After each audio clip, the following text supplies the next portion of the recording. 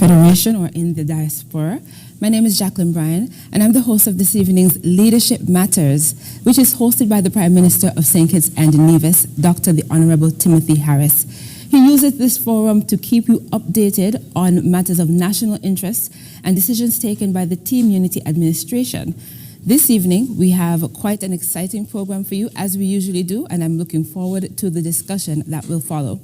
The Prime Minister is joined this evening by Permanent Secretary in the Ministry of Agriculture, Ron Collins. Good evening. Head of the Interministerial Committee on Street Vending, Austin J. Farrier. Good evening.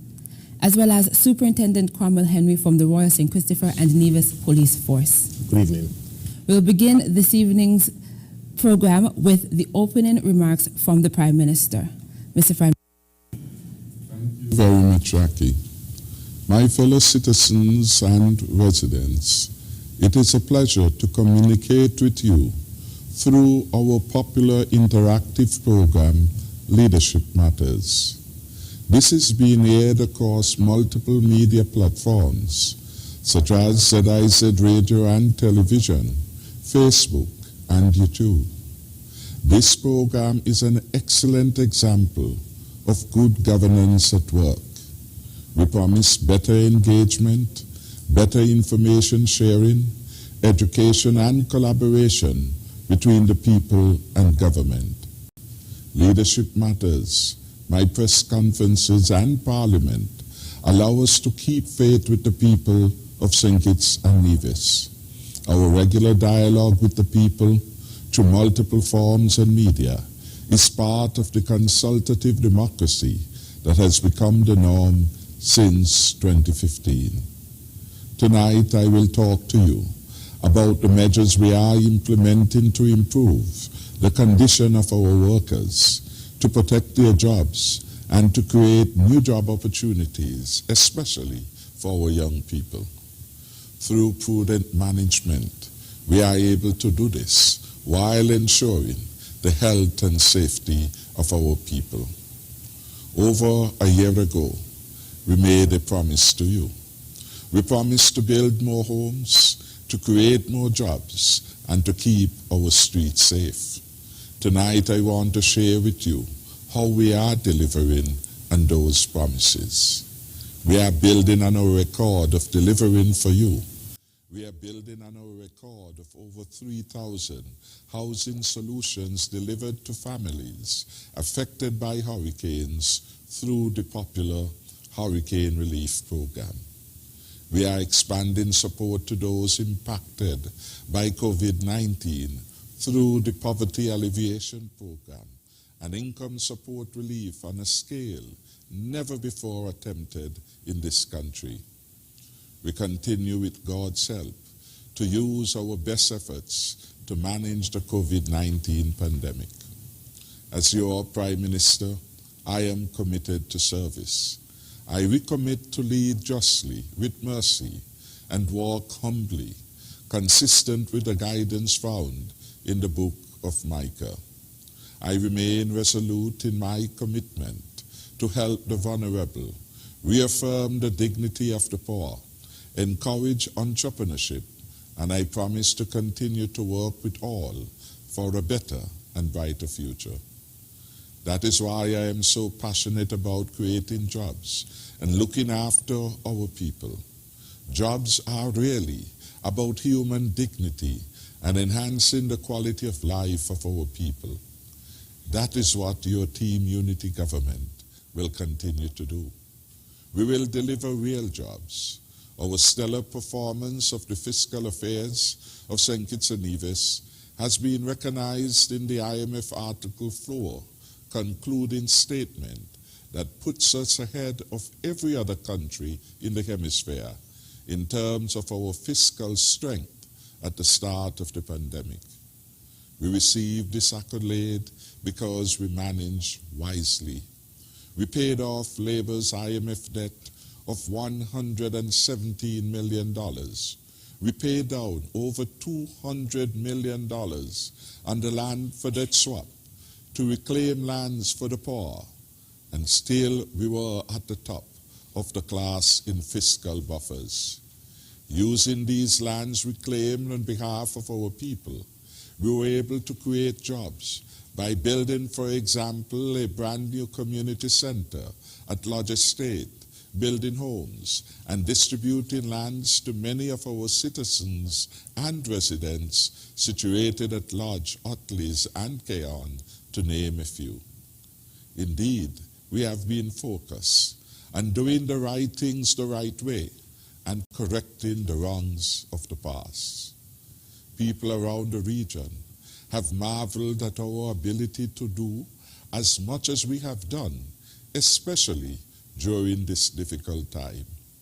We are delivering a second stimulus package this month, targeted at the poor, the vulnerable, and disadvantaged. We are helping small businesses like the passenger bus operators and protecting their jobs, helping battered women and families with disabilities, maintaining support to our farmers and fishers, and creating better opportunities for more of our street vendors in our city and rural areas. Such a comprehensive response at a time of an unprecedented crisis is unheard of in our country. We will continue our efforts to deliver the stronger and safer future that our people deserve. During these difficult times, we will continue to look after those in need. Tonight, I am pleased to report that the second stimulus package is being rolled out nicely. As of yesterday, 2,209 applications for income support have been received by the Ministry of Finance and are now being processed. By Friday, we will begin to disburse the first 1,000 income support. Fuel support payments will start on Friday, as will the support to households with persons living with disabilities. I must remind you that not every application will be processed by Friday, but every week applications will be processed until every qualified person is paid. There is no need for anxiety. Our helpful staff at the Ministry of Finance is available to update and assist you. We are working to create new opportunities, especially for our young people, and to keep our people safe. Our plan to transform Basseterre into a most beautiful city, which allows for safe movement of vehicular and pedestrian traffic, is now being implemented. Our sidewalks along the Bay Road, 4th Street, Central Street, and Princeton Street, in the heart of Basseterre, have been reclaimed for safe use. It is a big relief to all of us, but especially to the elderly, to persons living with disabilities, who many times were forced into the road, exposed to harm and injury from incoming traffic. We have resolved this problem by relocating the vendors to the People's Market. My government is encouraged by the widespread public approval for this major development in Basseterre. We are seeking to reorganize the city of Basseterre to bring more structure and order so that we can improve safety and, of course, facilitate economic growth. Turning to our food truck vendors, to create a better, more business-friendly atmosphere, the food truck vendors will soon be relocated from Independence Square to a better and enhanced venue and North Independence Square Street. Compliance with the health protocols will be the order of the day. A new food court will soon be available. On Sunday afternoon, I toured the site, accompanied by Mr. Dre Farrier, chairman of the Street Vending Committee, Police Commissioner Brandy, and Superintendent Henry. I was impressed by the progress made to date. Electricity poles and lines are already drawn to the site. Plumbing system is being organized, complete with sanitary facilities. These are necessary amenities that were not previously available. In addition, a gazebo will be erected to create an impressive ambience. Security cameras and extra lighting will be installed in the area to ensure enhanced safety. In summary, something better than what was will be available to vendors and patrons. Yesterday, Monday, we met with the proposed vendors for the new site. They shared their views in a candid discussion with my government. I can see them now. Sheldon Gittins, Latrice Christopher, Errol Phipps, Samantha Liddy, David Heiliger, Najma Prentice, Kaya Pontine, and Pedro Wilson. Good things are happening. More jobs will come as we further open up our country to more economic activities. Let me record my gratitude to the vendors for their understanding. Equally, we owe a debt of gratitude to the multi-ministerial team, the Urban Development Corporation, Sustainable Development, Public Works, Agriculture, Office of the Prime Minister. They have provided the best solution to a problem that no government before us was able to effectively manage.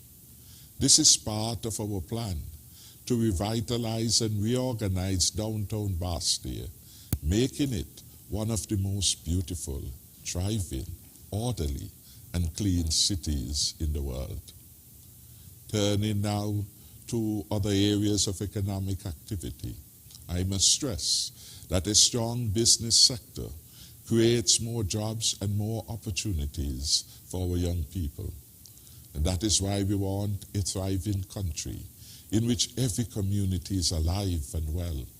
We support and encourage entrepreneurship, especially among our people, the young and talented, seeking to carve out a prosperous future.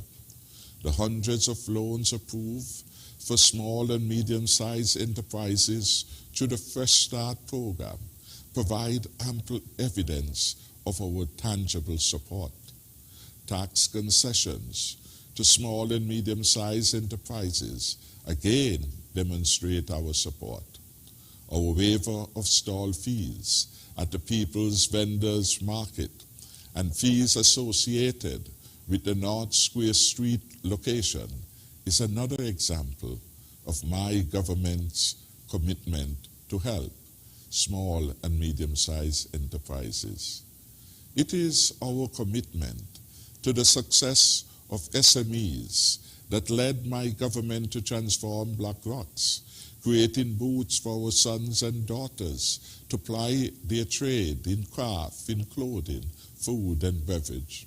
At Black Rocks, we created a masterpiece of a deck and lookout area, now popularized for weddings, sightseeing, photography, etc.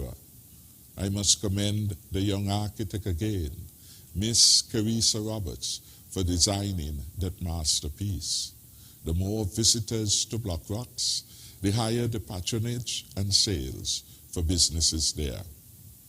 Similarly, we are creating farmers and vending markets in key areas to support our farmers, our fisher folks, and indeed other small businesses.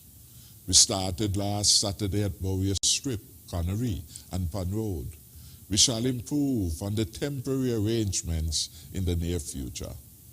Some wonderful things are about to happen again under my team Unity Government, and we appeal for private sector support as we put our country on a renewed path to the stronger and safer future. I encourage the patrons to continue to give strong support to our small businesses. The truth is, no place in St. Kitts and Nevis is too far. Distance is relative. I encourage our vendors to offer quality products, quality food and beverages, and indeed quality service. I encourage them to get vaccinated, thereby protecting themselves. In the same way as the Ministry of Agriculture has popularized night vending at our public market, innovations will come to these new sites, attracting increase in business, jobs, and higher income to all vendors. Anyone who is displaced at this time has access to the broad range of social safety nets which my government has in place, including PAP, that is $500 per month, our income support of $1,000 for the next 3 months, and we are also providing support for households with persons living with disabilities.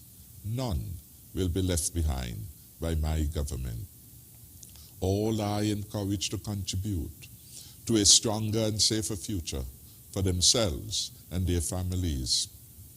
You can contribute through your industry, creativity, innovation, and talent. The best help is self-help. The best hand up is a job. That is why we are working hard to put our country back to work. That is why, as Prime Minister, I have taken a personal interest in ensuring that these bold decisions we have taken are implemented in a manner that advances the well-being and welfare of all. A note with respect to the cruise industry.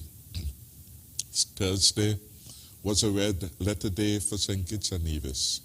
It marked the inaugural visit of Seabourn Odyssey, the first cruise vessel to return to St. Kitts after a 16-month suspension of cruise business. We are obviously encouraged by this development and the fact that we are scheduled to receive more vessels this year. However, we know the vagaries the industry faces with the changing landscape of COVID-19. Things can change at a moment's notice. We are cautiously optimistic regarding the cruise tourism for 2021. 6 calls from cruise vessels in the Celebrity Cruise and Royal Caribbean Cruise Lines are scheduled in the month of August. If there is no change, this will be a significant and positive increase over last year when no cruise vessels disembarked passengers. Cruise arrivals mean better days for the tour operators and their employees. It means the return to work of hundreds of employees in restaurants and to other service providers. We have taken the necessary precautions to limit interaction between cruise passengers and the general public. This is a precautionary strategy to safeguard our people from the transmission of the COVID-19 virus. The good news is that several businesses which participate in the cruise industry have encouraged their employees to get vaccinated, thereby reducing the probability of them becoming infected. We continue to examine the bubble tours to see how we can safely extend them to more locations, for example, Port Sante in due course. We ask for patience as we work through the challenges, and we urge all of our people wanting to do business with cruise passengers to become vaccinated, thus protecting themselves and their loved ones. Yes, we are moving in a careful way to fully open up every area of socioeconomic life. We must be mindful that COVID-19 is still with us. Our best defense is vaccination. We will continue to open up and promote our economy, but always in a way that is safe. Finally, let me welcome the panelists here with me this evening.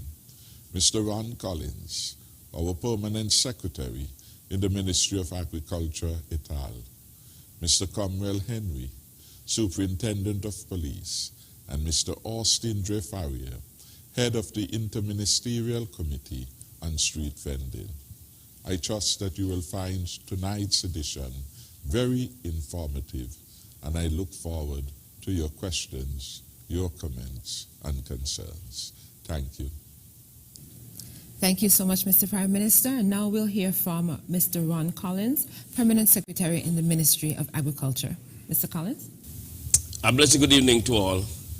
I'm honored again to be here and to join this program to share with you updates from agriculture, most recent updates, particularly with reference to the market situations that has evolved recently. The COVID-19 pandemic reveals increasing vulnerabilities for farmers and fishers. It reveals the need for reform, and our continuing efforts give support to the role of the agriculture sector in supporting a sustainable economic recovery of St. Christopher and Nevis. Our agricultural development agenda reflects and highlights agriculture as one of the key sectors in achieving sustainable economic growth. We have developed subsector strategies in crops, in extension, in irrigation, livestock, fisheries, agricultural marketing, mechanization, and technology. Our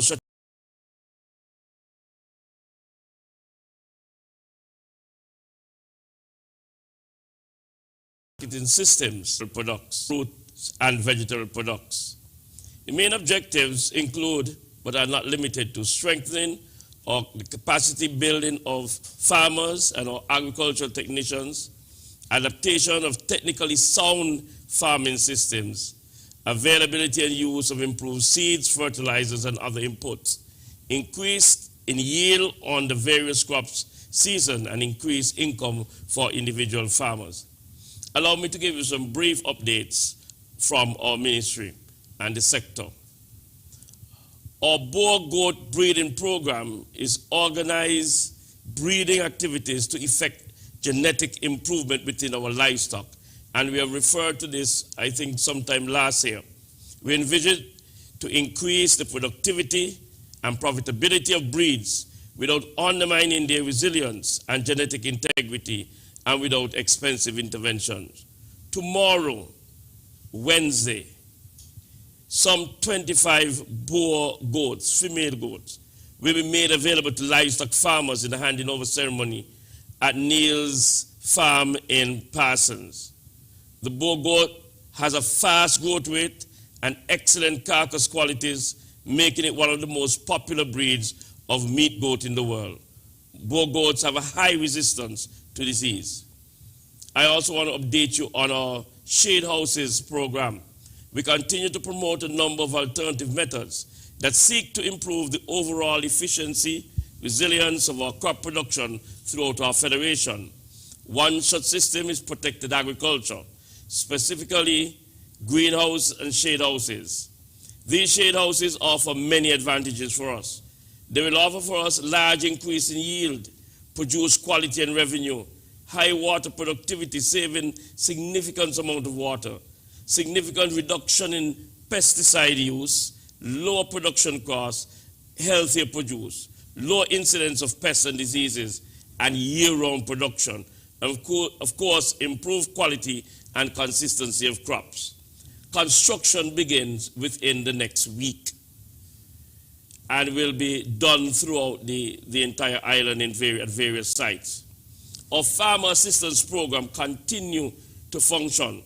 The Farmer Assistance Program was established to provide support to farmers in their efforts to enhance agricultural production. Many farmers continue to benefit from this initiative.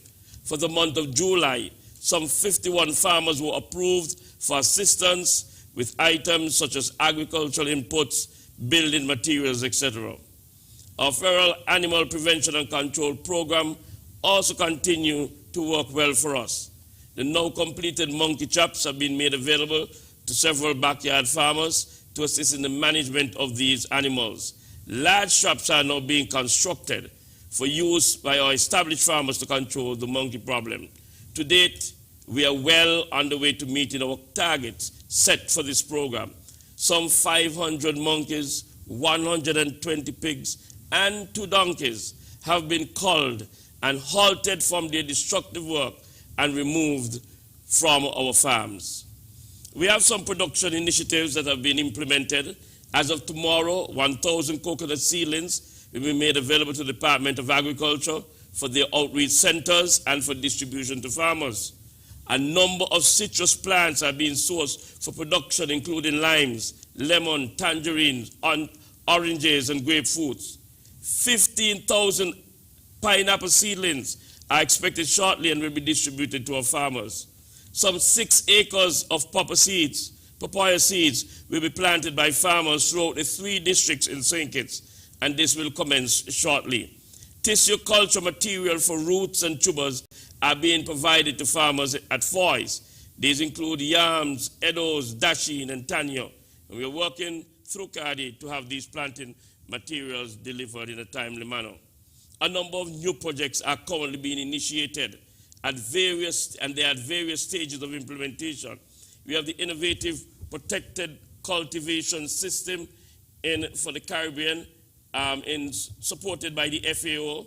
We have the Cooperation for Adaptation and Resilience to Climate Change in the Caribbean through Mexico, CARICOM, and the FAO, the AMEXIT project. We have the Resilient Aquaculture for Food Security and Well-being in the Caribbean, and the list goes on and on.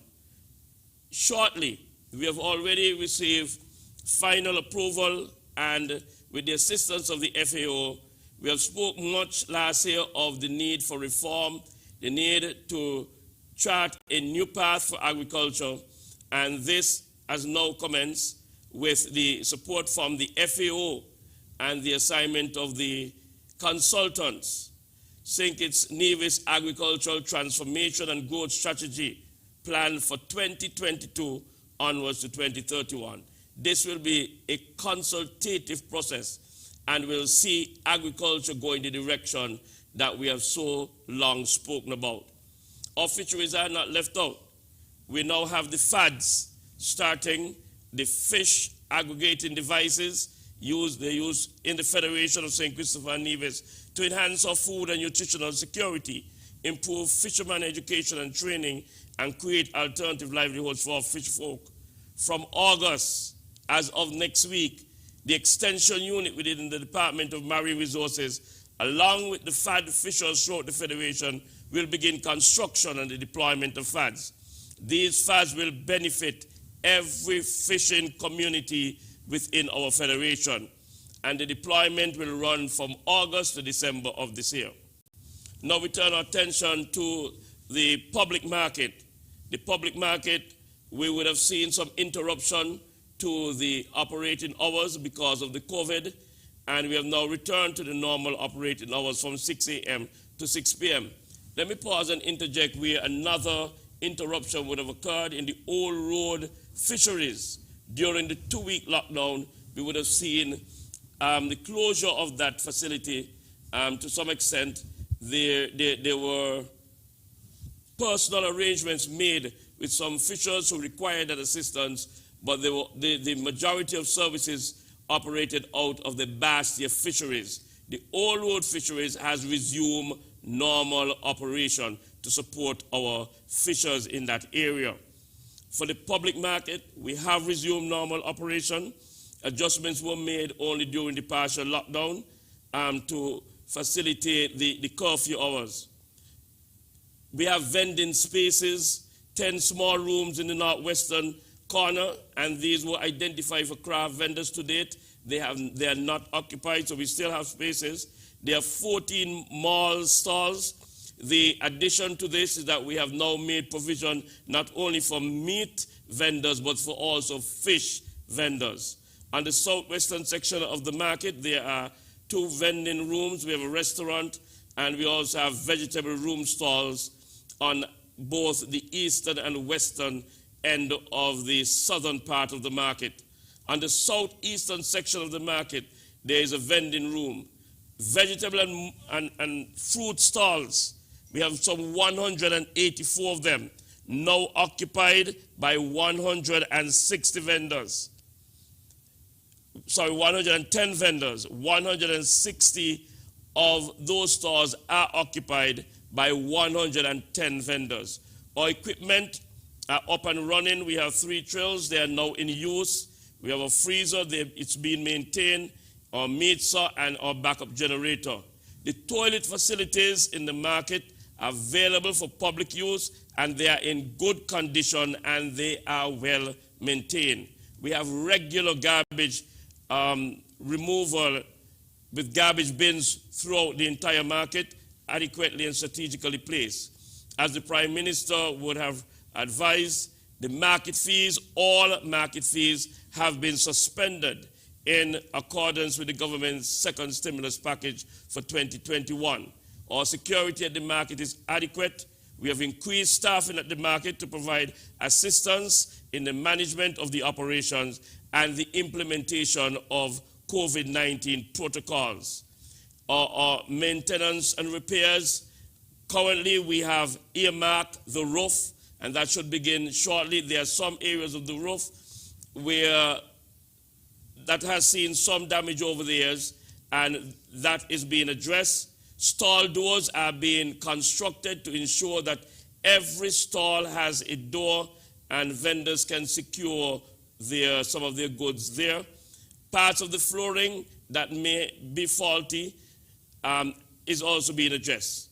There's further plans for enhancement with Wi-Fi hotspot at the market, painting and decoration.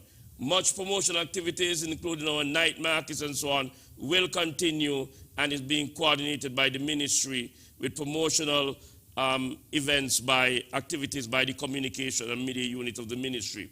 We have now identified new market venues to alleviate some of the congestion at the market and to provide that ready area for those who live in specific communities. So the ministry has now established the community farmers market in these areas. These community markets will engage in sale of fruits and vegetable produce. We started on Saturday. We did have some challenges with the rain later in the day, but vendors turned out earlier in the day, and at least one remained right to the end of the day, braving the strong winds and rain that was in the area. Pond Road Strip has been identified, Connery has been identified, Boreal, and we are working again with SPACs in the Sandy Point area to ensure that it provides for vendors in that area. These sites will be maintained by the ministry, and we will ensure the operations there that will serve the public and the vendors. I will stop there for now, but just to advise that we have continued the registration, and persons who are interested, you can call the ministry or the department, and we will make a spot available for you. Right now we are using tents because the stalls, wooden stalls, are under construction that will be placed at these new areas until we upgrade further. Thank you very much. Thank you very much, Mr. Collins. We'll now hear from the head of the Interministerial Committee on Street Vending, Mr. Austin J. Farrier. Mr. Farrier. Thank you, Ms. Brandt. Good evening to all. I'm extremely honored to be here tonight, to discuss the matter of street vending in Bastille. On the 27th of January, I accepted the responsibility of chairing an interministerial committee to advise on vending. This committee was asked to consider the following. 1, the rights of the vendors to make an honest living or ply legitimate trade. 2, the facilitation of entrepreneurship among micro-entities. And 3, whether the provision of alternative sites might be required and what support would be needed to make these sites attractive to all users. It became exceptionally clear from the first meeting that the issue was much bigger and more complicated than just street vending. This is about a vision for Bastille, a vision to provide a beautiful, vibrant, organized, and welcoming environment in our capital city where the entrepreneurial spirit can flourish and persons who visit have long-lasting memories of what Bastille has to offer. But for an environment like this to exist, it first has to be safe. The committee was faced with the task of creating the delicate balance between having an environment in which vendors can flourish while simultaneously returning the streets and sidewalks of Bastille to the original users, which are pedestrians and persons who drive. At no point did we take our responsibilities lightly. We are all aware of the situation this country and its citizens are facing. We know everyone is trying their best to survive and make ends meet. Hence, all committee members were aligned in their mindset and know that street vending, although mostly informal, is still very important to our local and national economy. The selling of craft, food, local drinks is as much a socio-cultural phenomenon as it is socio-economic. This is exactly the entrepreneurial spirit we were asked to facilitate. However, as a committee, we are all in agreement that there has to be some organization to the way the streets and sidewalks of Bastille are being used. When it comes to vending, standards also play an important role.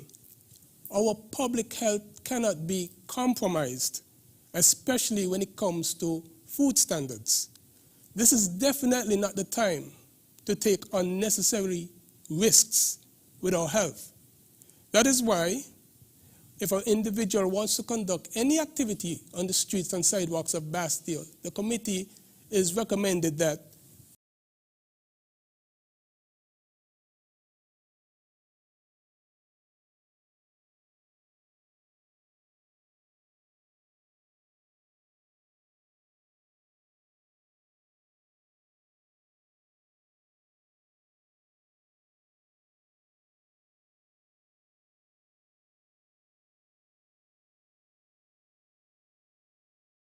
I just want to reiterate that the committee, and by extension, the government of St. Kitts and Nevis, believes that vendors should be considered and respected as budding entrepreneurs.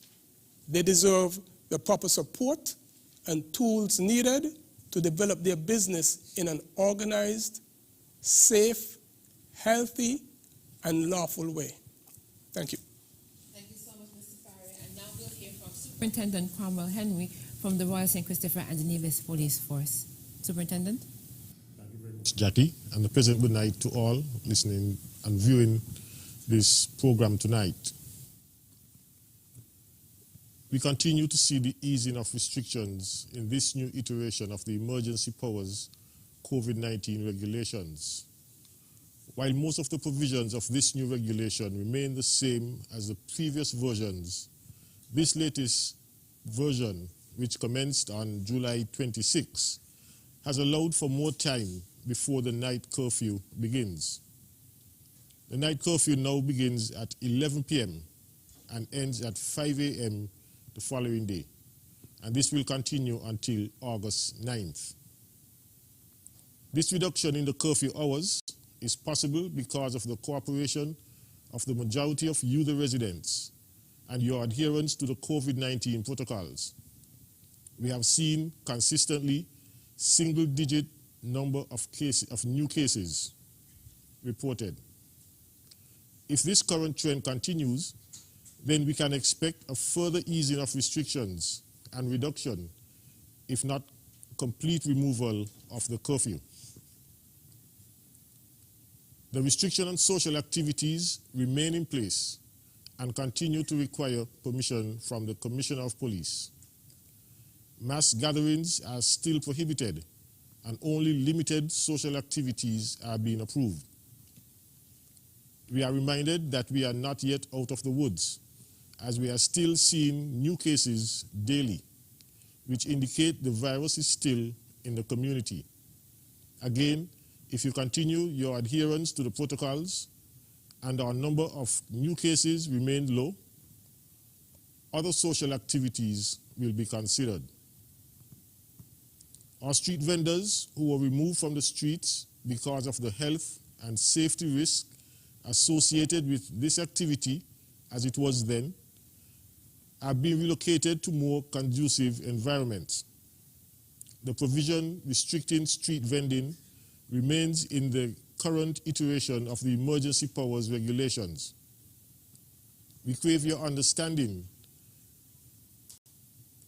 We crave the understanding of all as we try to balance public health and safety with the vendor's right to earn. I will stop here for now and look forward for the discourse later. Thank you so much, Superintendent. And we've gotten to the point in the program where we've heard from the Prime Minister, we've heard from his guests, and now we want to hear from you. I'm sure that given the topic, many persons have questions, maybe even concerns and suggestions, and we'd like to hear from you as to what they are. Let me share the numbers with you. We're going to take a quick break, but I'll share the numbers with you so that you can prepare yourself to participate once we return.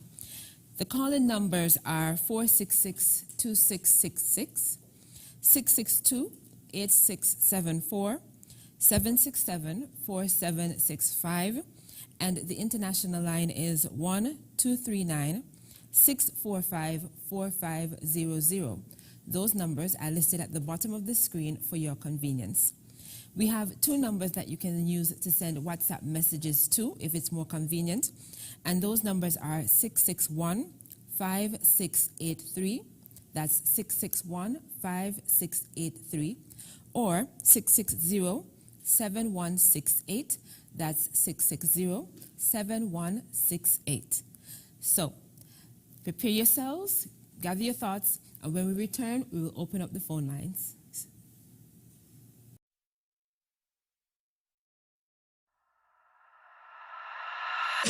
I'm here to say St. Kitts, Nevis, with the name for us I represent for the Ministry of Health. Yeah. Respect the COVID protocols. In a time like this, all for one for all. St. Kitts, Nevis. Don't forget your mask. Wear it everywhere you go. Sanitize before and after everything you do. Cause you never know what's on the surface of the places to go. Maintain a safe social distance between me and you. Keep calm and stay focused. Don't be a fool, seek the facts first. And boost your immune system up. Don't wanna lose no more of us. Mask up, furlough, sanitize, observe the protocols all about. Be wise. Mask up, furlough, sanitize. Me family fitting boat and you.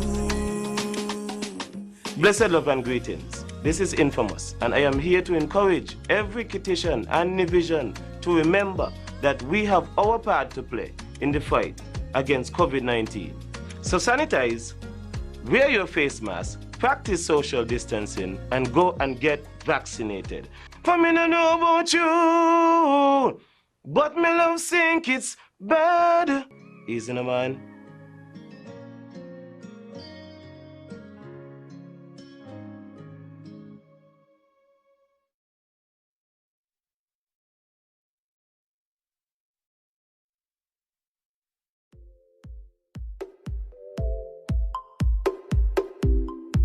It's time we get back to business. The Social Security Board is celebrating 25 years of self-employed coverage.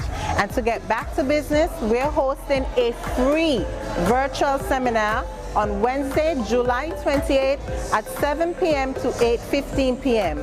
Virtual, did I say? So we're going to get you online at Zoom. Look below, you'll see the ID, and to register, you can call ahead, 465-2535. We're happy to serve you. Getting back to business.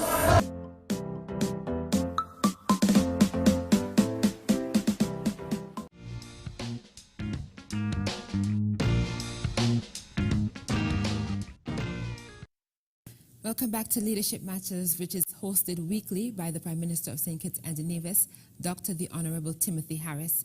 My name is Jacqueline Bryan, and I'm your host this evening. He's joined by, because he's usually joined by key officials, this evening he's joined by the Permanent Secretary in the Ministry of Agriculture, Ron Collins, Head of the Interministerial Committee on Street Vending, Austin J. Farrier, as well as Superintendent Cromwell Henry from the Royal St. Christopher and Nevis Police Force. And we're at that point in the program where we're going to open the phone lines to hear from you. The conversation this evening is centered on the topic on the path to a phased economic recovery. So that's our focus this evening, given these presentations that were made. So we'll go to the phone lines. Welcome to Leadership Matters. You're live. Good night, and Leadership Really Matters. I wanted to welcome back to Leadership Matters. Last week was off. This week we're back. Let's dive right into it. And before we go there, let me say welcome to the newest member, Mr. Farrier, my next door neighbor. Welcome to Leadership Matters. Now, is there a cut-off period for the application for the stimulus? That's number one. Two, when will persons begin to receive checks? It is very important because persons seems to appear that it's a hoax, it's fake. Our Prime Minister is just saying things. So very important. When can persons start to receive checks? Next question. Is it compelling for persons to have a bank account to receive such payment from the stimulus? And I'll move on. Now, Mr. Pam, I'm happy that the severance is continuing. I'm seeing people as a media, I'm hearing people giving me good result that the severance is still being paid. Could you give me a little rundown on how is it going, how much is being paid out, how much persons or how much application is pending to be paid out? Very important question. Now, to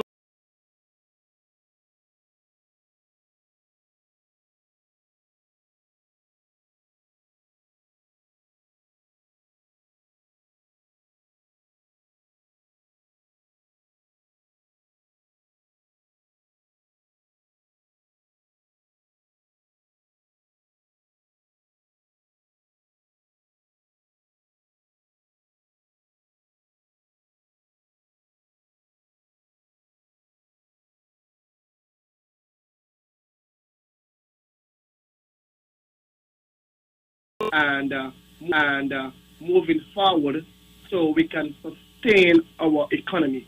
Now, Mr. PM, there are persons meeting me and seems to want to intimidate me, but it's not going to work, telling me what I should say on Leadership Matters and why I shouldn't say. But the program is open for anyone. You'll see the host, who is very lovely, Ms. Bryan, speak very eloquently about the numbers to call in. It is open for anyone. So I'm encouraging persons to be brave. Call into the program, ask a question, have a dialogue with the Prime Minister and the panelists. They are there to serve you. Don't try to come and intimidate me and try to steer me in a way to ask questions that you feel fit for you. Right? I don't like that, Mr. Prime Minister. You know, Seem to have lost that call, quite a regular caller here in on the program. Yes, the program is open to anyone who has a question or concern, and as you are aware, if you tune into this program regularly, we try our best to address every question and every concern that we can reasonably take within the time given. So I encourage persons to call if you can, or send a WhatsApp message if you're shy. We'll take another call. Welcome to Leadership Matters. You're live. Hi, good night. Hi, good evening. Yes, hi, good night, everybody, and good night, Prime Minister. I'd like to ask a question. First question, for an upcoming, there are any place by the government? If so,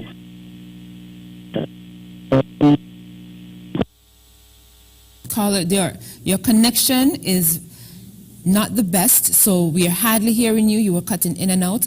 I wasn't able to make out even your first question, so I would suggest maybe you change your location and try again.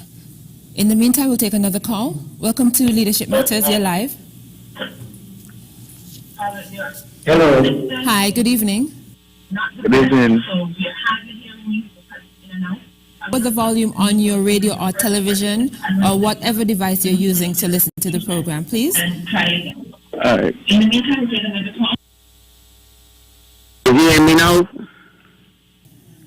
You hear me? Yes, sir. You can go Yeah. ahead. Yeah, Mr. Prime Minister, I want to congratulate you to continue bringing this program every time you get a chance to do it. And I want to congratulate you guys and them, always on the ball and ready to assist you in any way they could. But Mr. Ron Collins, my name is Cecil Walker, you know. I grew up Westbourne, got by the market there, born there 47 years ago. No, 1946. So that's about 75 years now, right? Now, the market is, you got a slight problem there, and I think you should make that your number one focus. All you need on there is some hot car on the roof. Buy them skylight and get it over with, because I tired go to the market and hear people abusing the government and also abusing you. Now, that gone that way. Now I gone to the chief there now. Now, Saturday down the market, I see the fishermen and them back on the sidewalk again, and they could not get no assistance from the police to go in the market. I think that is bad. So I would like you to look in for that for this coming one. Mr. Prime Minister, I'm glad you want to help, and you always got a good heart to help people and help them the best that you could. But I don't see that you going to make an effort to give man tired for the buses, brakes, gas, and all of them things, and they're not vaccinated.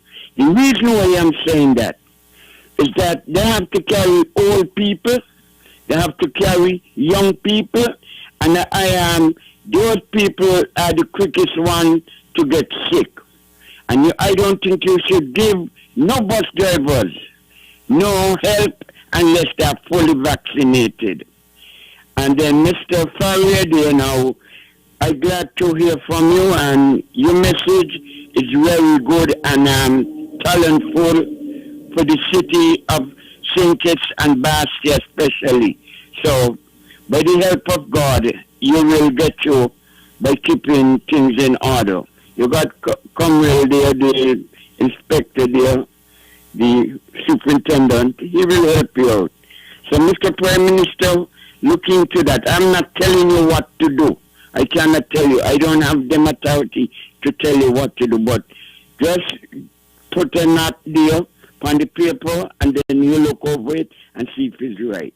Thank you very much, and thank you all, and God bless you all. Love you. God. Thank you so much. And to improve the quality of your call, I'd just like to remind persons who are calling in to lower the volume on the device you're using to listen to the program once we answer the phone. And also to keep your contributions as brief as possible so we can take as many calls as possible. That's usually one of the complaints we have here. We have a lot of people trying to get in, and we want to hear from as many of you as possible. We'll take another call. Welcome to Leadership Matters. You're live. Good night, everybody. Good evening. Mr. Brian, how are you? I'm fine, thanks. And how are you? And my wonderful Prime Minister. Mr. Collins, you say about the amount of stall in the market and how much occupy. And you speak about Pond Road, how much vendors are there, if it's vendors, and if they are provision sellers. And please see, they don't do like 4th Street. Now with the fish, not enough space for the fish in the meat part. So somebody will have to go to organize it. It's not a bad idea in the market, but then this amount of people will be selling fish. Okay, thank you. Thank you so much. We'll take another call. Welcome to Leadership Matters. You're live. Hi, good night again. Hi. Yes, I want to emphasize my question again. For an upcoming small business there are any by the government? If so, what are the procedures are? Hello? Any? Repeat your first question, please. You're asking if there's any assistance? There any assistance for upcoming business, any upcoming small business, and if so, what are the procedures? Second question. Hello. Go ahead, sir.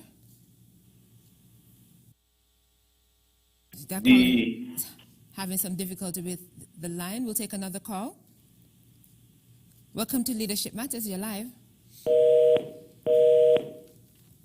Welcome to Leadership Matters. You're live. Okay, we can take some responses at this time. We have several questions in front of us, and the first one asking if there is a cutoff period for applications to the stimulus package, and when will persons begin to receive their checks, as well as is it necessary to have a bank account to receive your stimulus payments? Mr. Prime Minister? Yes. The cutoff period has not yet been established, but clearly the program will not be open indefinitely. This is a program intended for those who are in need, those who are vulnerable, and the program is now open. We would invite as many persons, if they are interested, to make the application soonest. We are satisfied that the response so far has been quite good. I have reported that so far we have had over 2,000 applications in less than a week, the first rollout. And so we will begin processing those applications starting on Friday. So by next week, persons should be able to collect their checks or have the funds submitted, transferred to their particular accounts.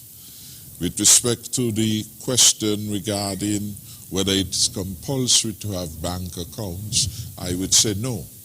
Although bank account would be the preferred means by which we would want to make payment.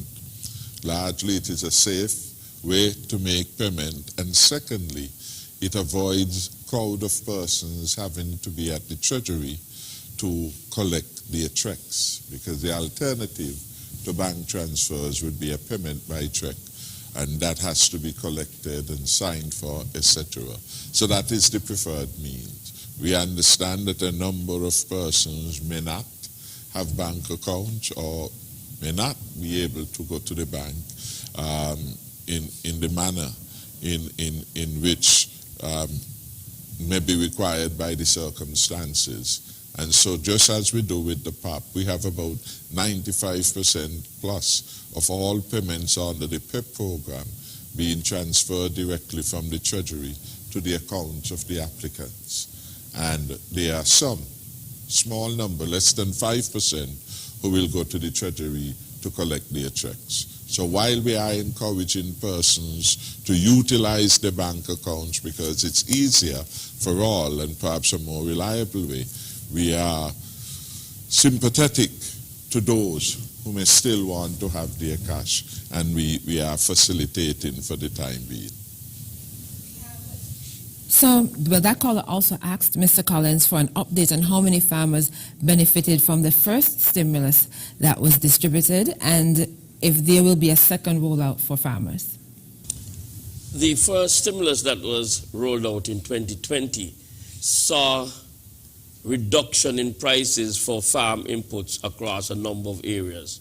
So farmers in poultry, livestock, in crop would have benefited from this. We have formalized a report on that, and that will be published shortly. But to date, I would have referred in my opening statement that we would have just this month,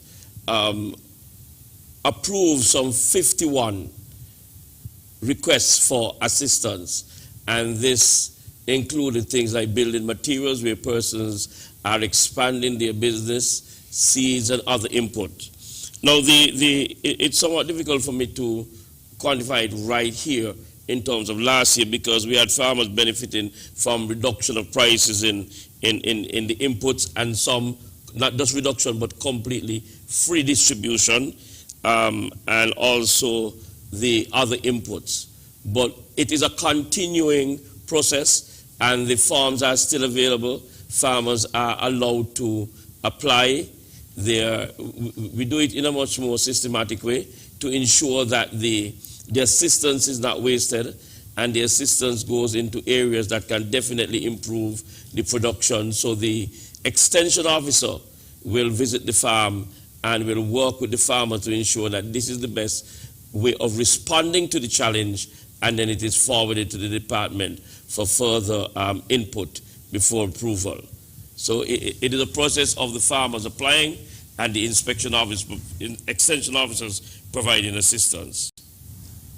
We have a call who asked about the fishermen on the sidewalks, and we had two calls rather who made reference to fishermen, one saying that they were back on the sidewalks and was asking about getting police assistance to have them move to the market, and also someone else suggesting that the space in the market is not adequate for fishermen. Would you like to speak to those two? Yes, we did make provision very early for part of the meat stall to be converted into stalls to provide for fish vendors to ply their trade.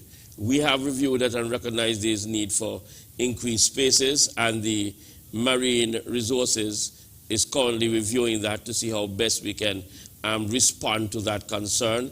The fish in the area where the Bastia fisheries is located, there is a possibility of an area there being associated, but we are going through the normal procedure of ensuring that we clear that first before we advise. But we do recognize that there is need for additional space. Fishers are still also selling their fish right at the landing sites also. So we haven't had much pushback in terms of that area, but it is something that is now being considered by the Marine Resources. Mr. Prime Minister, that caller also suggested that the government ought not help bus drivers who have not been vaccinated. Would you care to comment on that? Well, my advice is that the majority of bus drivers are in fact vaccinated.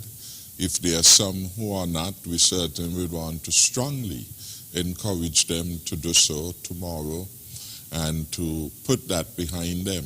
Vaccination is one powerful way of protecting the operators, the drivers, and the passengers. We not only want every bus operator, bus driver to be vaccinated, we want every passenger also to be vaccinated. That is where we ensure the safety of all, and we advance the stronger and safer future which our people are committed to and which they truly deserve.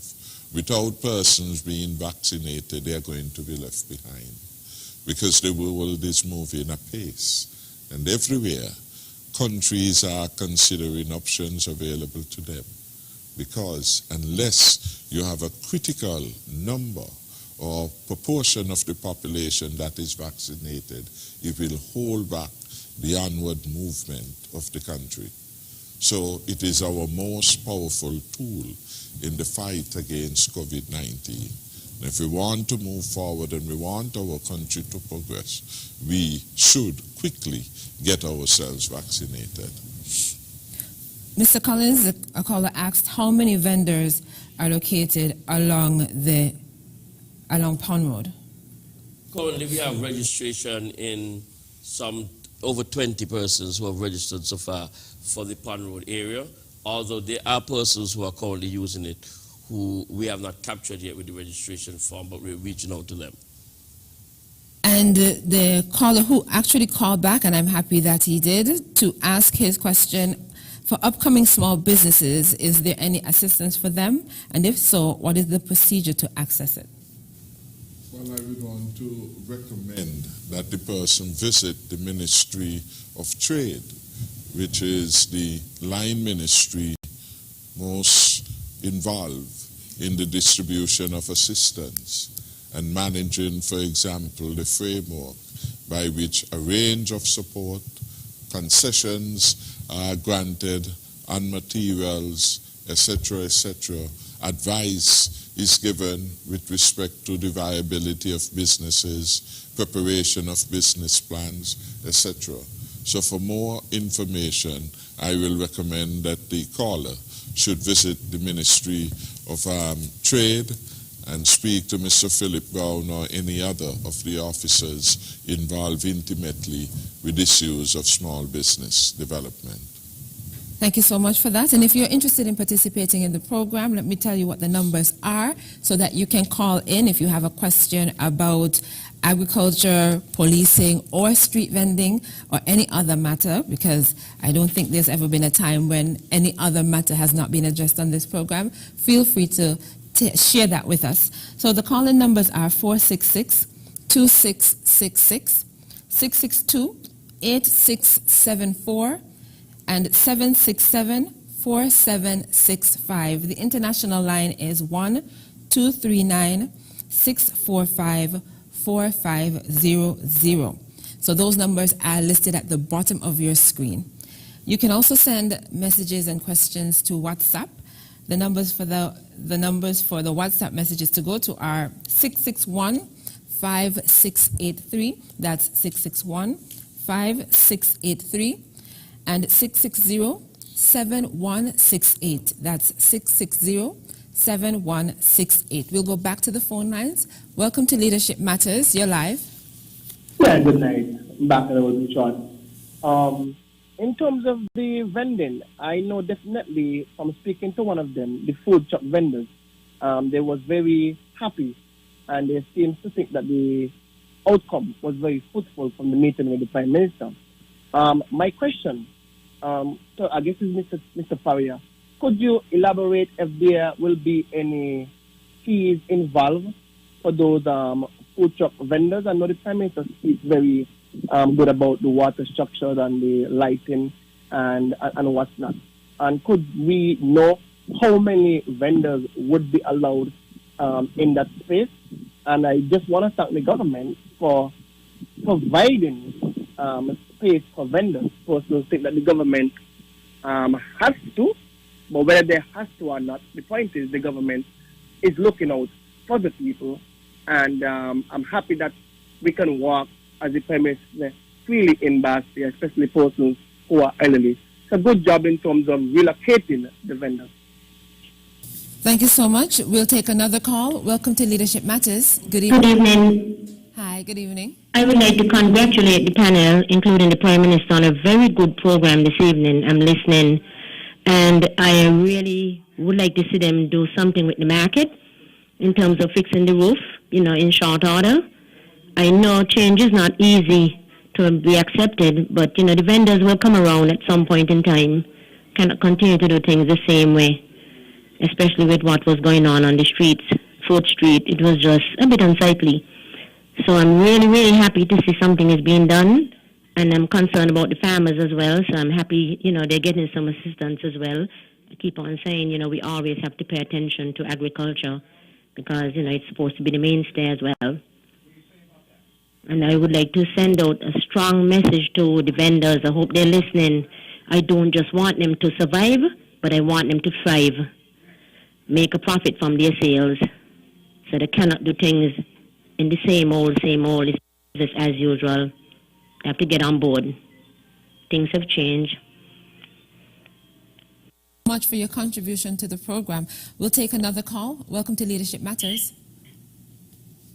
Yes, hi, good night. Hi. I have a second question here, and the second question, I would like to know if any land available, and Prime Minister, can you please tell me where and how to apply for the land? And I just hope that for for small business, I hope that you don't have any red tapes and yellow tapes that you have to go through. I hope that the system is flexible for poor people to strive for the business. I thank you. Thank you so much for your contribution to the program. We'll take another call. Welcome to Leadership Matters. Hello. Hello, good evening. Good evening. It's me. Hello. Hi, we can hear you. Okay. Hello. Good night to the Prime Minister and the panel there, and my good friend here, Jackie. Prime Minister, you and your government been doing a wonderful job. As you said, to quote something you said, your government is listening and trying to see the best they could handle situations as they come up from the public, which is very good. But I find that even on a radio station, the things that you set out to do, they are saying they should have been done before. And these are some of these were people who are in government, and then I had no ideas like what coming up now. No program to interact with the people right now. They're coming behind and making mischief. But so much for them. My thing is about the market. Mr. Prime Minister, why you listen to me good? The market has a sort of A-frame roof, a gable roof. But to the eastern side is a big opening. And in my estimation, I think it needs a canopy. So that and it can be done. And I know that when rain come in, and wind is blowing, the water would blow in there easily. And also, the lower roofs on the seaside, you need to get some covering in the area too, so that the rain wouldn't come under there. Canopies can go across there too. And my other concern with the market, I know I heard the PS say that the toilet facilities are in good order, but I go down there used to be. I mean, the activities really used to go on there and people were taking their work seriously, but I think toilet facilities, these are things that we got to emphasize on. And like, you're going to use Lost Alien for some food vending, and you're going to have portable toilet. I hope they have water there too. I mean, we really got to move forward and upward. I like to talk about Singapore because what I see about there, I didn't go there. I was supposed to go last year, but the corona. The market system, you have section for food, section for different things, and everything is clean and in order. I know that the Asian people seem to have a discipline that black people don't seem to have. I hope nobody vexes me for that, but talking the truth. And let me the food truck vendors. I don't understand. I hear some people making a mischief on the radio today. They want to know how much it costs if the land people land, all that unnecessary thing. This government is such a sensible government. I mean, just wait and see what would happen. You can't change the rules while the game is being played. And I believe that the people who are the opposers, they are jealous and envious of the strides that you as your administration would have made from when you get in the 2015. So you just envy. They said just scratching, making noise like when a box is on the hillside and you got some hard wind blowing up in there. Wrap up now as we have some other persons on hold. So if time permits, you can always call back to complete your contribution, but I want to thank you for what you've shared with us so far. We'll take another call. Welcome to Leadership Matters. You're live. Hi, good evening. Hi. I just want to say good evening to each and everyone on the panel, and I want to extend a warm and special greeting to the best, and I want to elaborate on the word best, Prime Minister and leader, not only in the Caribbean, but in the world, the Honorable Dr. Timothy Harris. PM, this is Trez, and I just want to take the opportunity to big you up and bless you up publicly because it is well deserved. I want to thank you for making sure that all the citizens and residents of this country is safe during a time like this. Continue to be the best, classy, compassionate, man of integrity, man of love, man of dignity. I don't even know what else to say about you because you are a man that has proven to be the best by test. And I just want to thank you, Prime Minister, for always ensuring ensuring that everyone is safe and secure. I also want to thank you for providing such a beautiful home for the vendors and small business women and men. I want to urge the public to go out and patronize, support the vendors when they go into their new homes, follow the protocols, and everything will just go smoothly.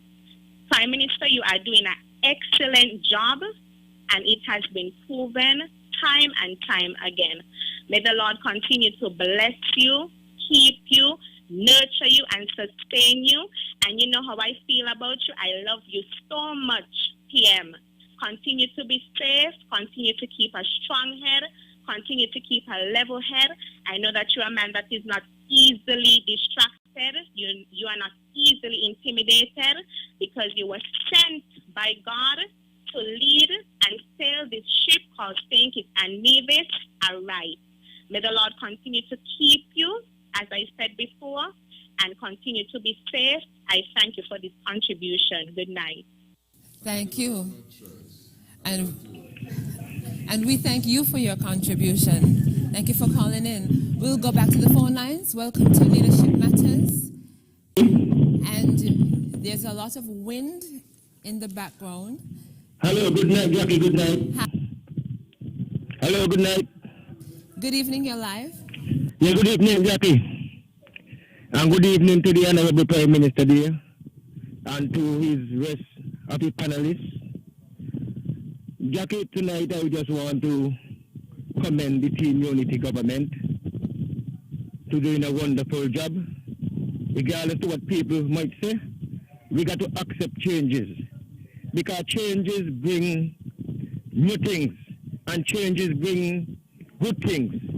Because let me tell you something, in this pandemic crisis we're into, and this unity government never look out and so be careful for doing what they're doing right now.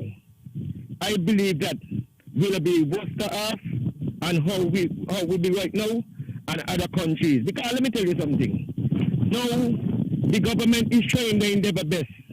Because for years vendors on the road, clustered up the road, clustered up the sidewalk, and people were speaking out against the vendors them all the time. Protestant people was walking, especially going up 4th Street, crossed by Social Security, you know, and now that the government see it fit to put the vendors them in a place that they can't block pedestrian or block traffic, a lot of people got a problem and a lot of concern with it. But the damn thing will always be there, Mr. Prime Minister. And I'm glad that you and this unity government has tried to find some ways, especially the food vendors, them who cook food. I see them going back to Lower Lane, and that is good. And you're making a place across the by the square for the food cart and everything. And I believe that in a time like now, a serious time, that we got to accept changes no matter what. And I believe that everything will work out by the end of the day for the vendors in the market and for those who are selling food and for the clothes vendors and all those things. So people will always got a negative ways of mind and listen to got the ignorant ways and trying to bring the politics into everything. That is all about, that's the name of the game. But Mr. Prime Minister, you are doing a wonderful job, and I want to thank you and your cabinet to do what you are got to do to please the ordinary man in the Federation of St. Kitts and Nevis, especially with the stimulus package again. I know that you is a good man of finance, and I know that you will help manage this country. So you all have a wonderful day. May God bless the Federation of St. Kitts and Nevis. God bless. All right, thank you so much for your contribution. We'll take another call. Welcome to Leadership Matters. Hi, thank you. I would like to I want to say good night. Thank you for answering my call. I want to thank the Prime Minister and the panel for doing such a good job tonight. I also want to thank the Prime Minister because, you know, Jackie, he is the best. He is the best Prime Minister we will ever see in the Federation of St. Kitts and Nevis. I want to thank you, Prime Minister. You are so wonderful. You have done such a great job. Happy anniversary for another year and another job well done during this COVID season, and I just want to tell you that we appreciate you. If no one has said it, Prime Minister, we love you. We love you. We appreciate you. We thank you for doing such a wonderful job. And I just want to ask a question. This question is forwarded to the Ministry of Agriculture, the PS. PS, I want to ask you a question. What would you do with the, we have a lot of excess garbage in the ponds area from the vendors that do the coconut water.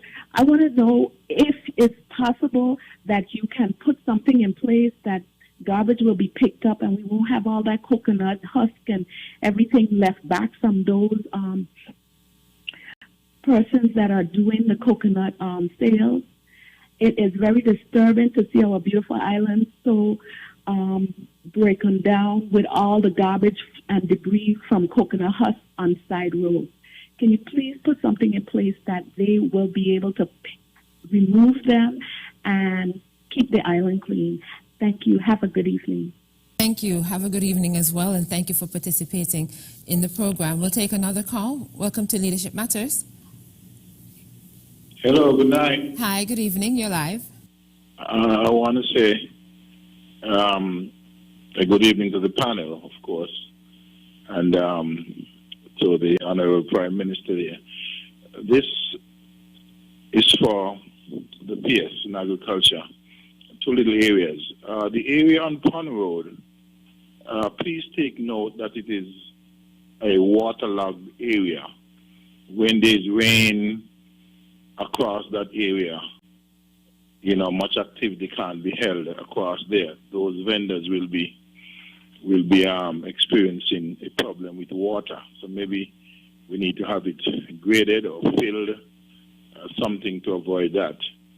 And two, the ice machines at the Old Road fisheries are still not working and pose a little problem for the fishers in that area to get ice to take out during the daytime and nighttime for the fishing. So please look into that the ice machines at the Old Road fisheries, they are not working. Thank you. Thank you so much. We'll take just a few more calls before we have to cut off for the evening. Welcome to Leadership Matters. You're live. Yes, good night. Hi, good evening. Good night to everybody on the panel. Mr. Prime Minister, I have one problem, really. You're doing a good job, an outstanding job, really. But I have one problem. I used to live with my girlfriend, and she was the one at the time had the account, the bank account, right? I never had a bank account at the time. But now I have a bank account. She gone on her own.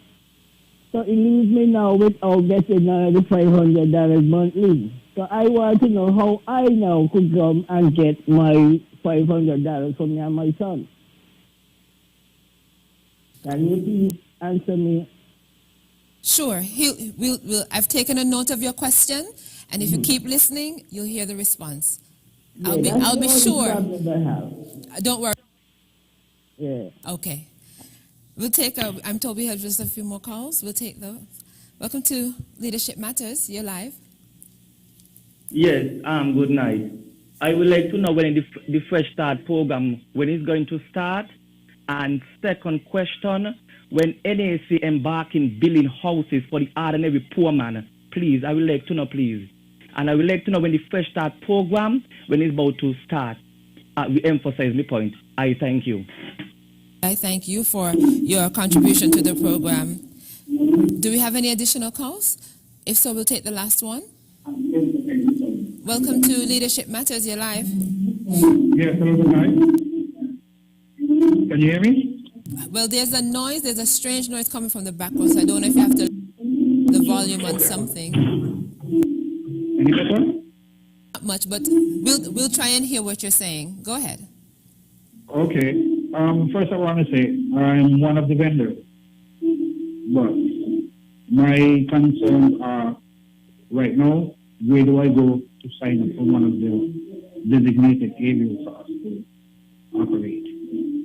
I really want to say that the Prime Minister and you guys are doing a very good job. I really have no grievances about the situation because I understand why you acted. I am a professional-minded person and I give every respect to the government. So if there's anyone making any controversies towards the government, I am not going to vote. My concern right now is for me and my family to be able to provide. My real question is, where do I go to sign up? Okay. Register? Okay, I think we definitely got the gist of what you're saying. It was very difficult to hear all of what you were saying, given the strange noise in the background. But I think I got the main question. You're a vendor and you want to know where to go to sign up. That was our last call for the evening. And I think we can begin with that last call, that we had some difficulty hearing what he was saying, but it was clear that he said he was a vendor and he wants to know where to go to sign up for a space.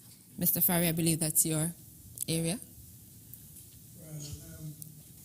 Thank you, Carla, but technically you'll have to sign up at agriculture. Agriculture is the one that has taken the responsibility of putting in a system of governance for these areas, and they are now asking potential vendors to register for these areas.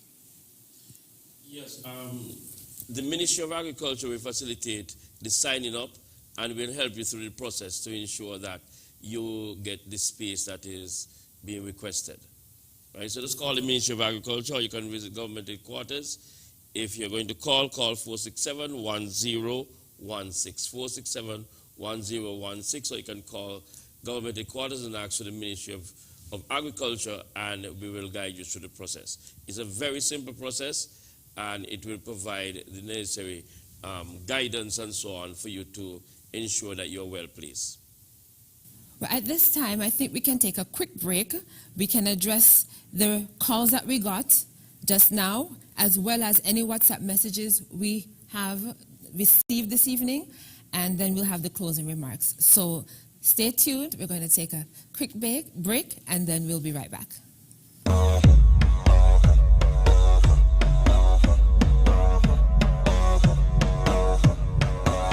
We're ready. We're ready. Yeah, we're ready.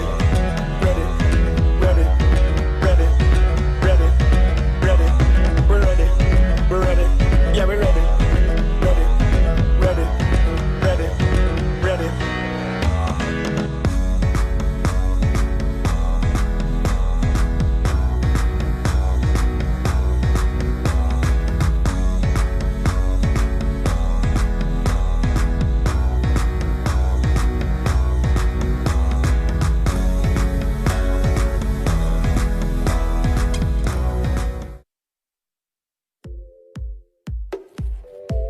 I have to step out every day into the unknown.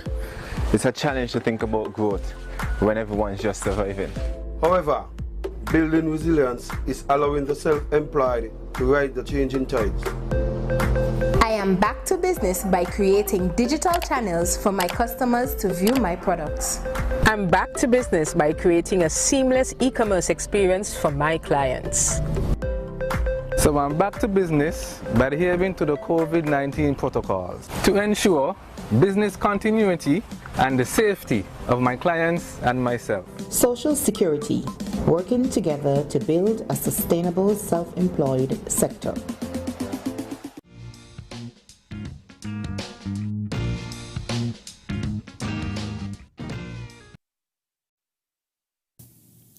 Welcome back to Leadership Matters, which is hosted by the Prime Minister of St. Kitts and Nevis, Dr. the Honorable Timothy Harris. I'm your host this evening, Jacqueline Bryan. His special guests tonight are Ron Collins, who is the Permanent Secretary in the Ministry of Agriculture, Austin J. Farrier, who heads the Interministerial Committee on Street Vending, and Superintendent Cromwell Henry, who is hailing from the Royal St. Christopher and Nevis Police Force. And we're speaking about the path to a phased economic recovery. And the main areas are the areas of agriculture, security and safety, and of course street vending. We have quite a number of calls to address, callers to address rather, and we will begin with the one who asked about the fees for food truck vendors. Will there be fees for food truck vendors, and how many vendors will be allowed in the space? I don't think they specified, the caller specified which space, so maybe you can identify the spaces available and give us a rundown for those.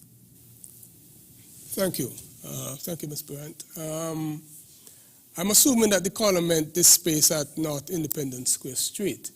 In the initial stages, we know it's going to be a bit of an adjustment for the food truck vendors. And so the fees are going to be waived for a while until they get comfortable with the space and learn how to navigate the space. As for the space, depending on the size, we are designing the space to accommodate between 6 and 8 food trucks, depending on the size of the food trucks. So that's basically the answers in a nutshell.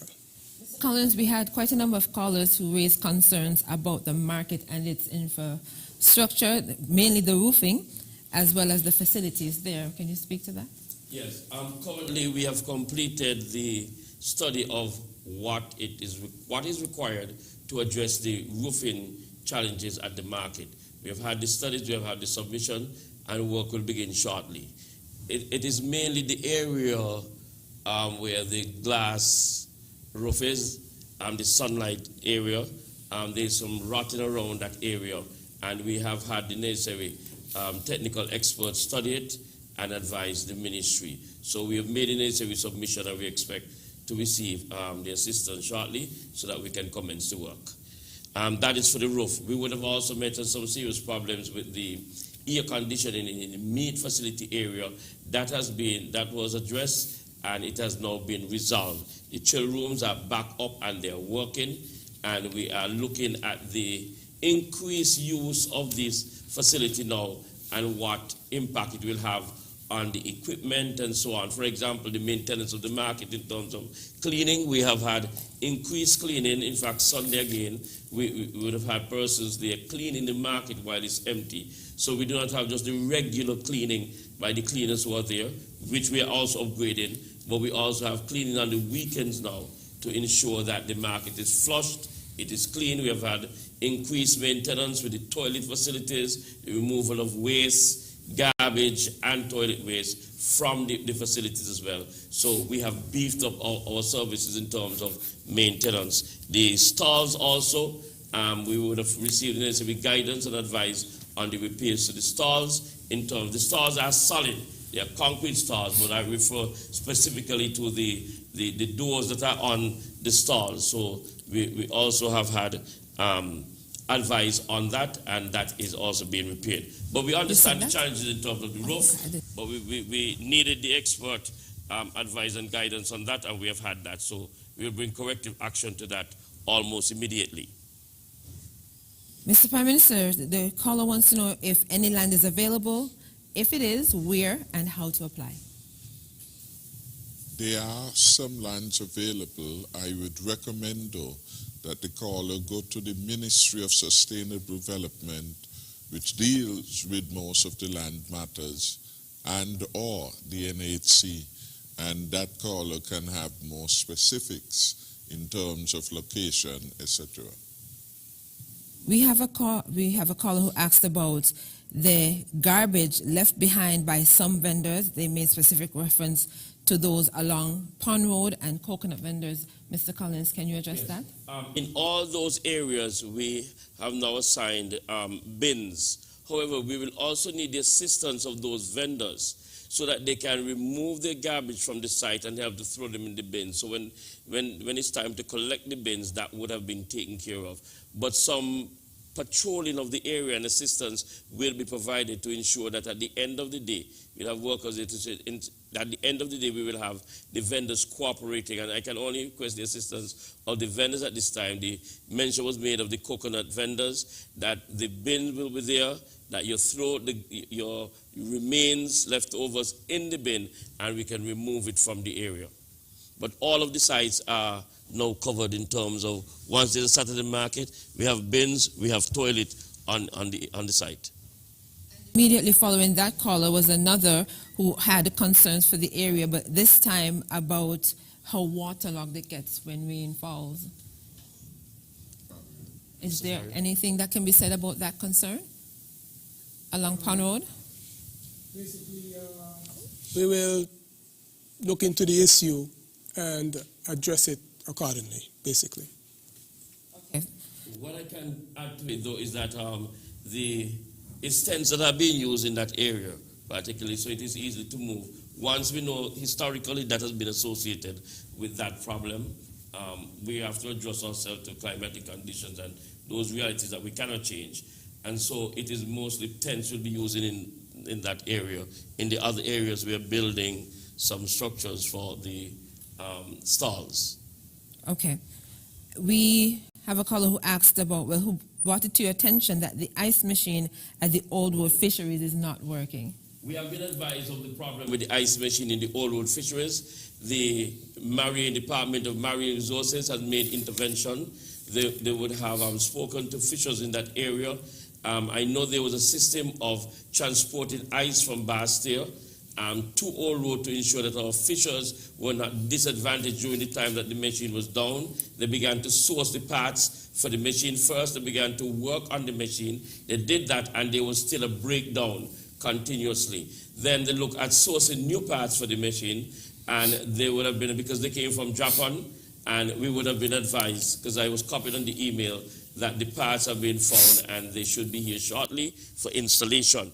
However, in light of that, also in that regard, we're pleased to advise that there is a new project also that's bringing a number of new machines, I think it's 6 of them, into St. Kitts, into our federation, St. Kitts and Nevis, and we will be housing them. We'll be replacing those that have problems, and we will be housing new ones there at the Department of Marine Resources. So the work in terms of the infrastructural support has already been advised, and we are now waiting for it to commence and the machines to come in. So we will have a better situation, an improved situation going forward.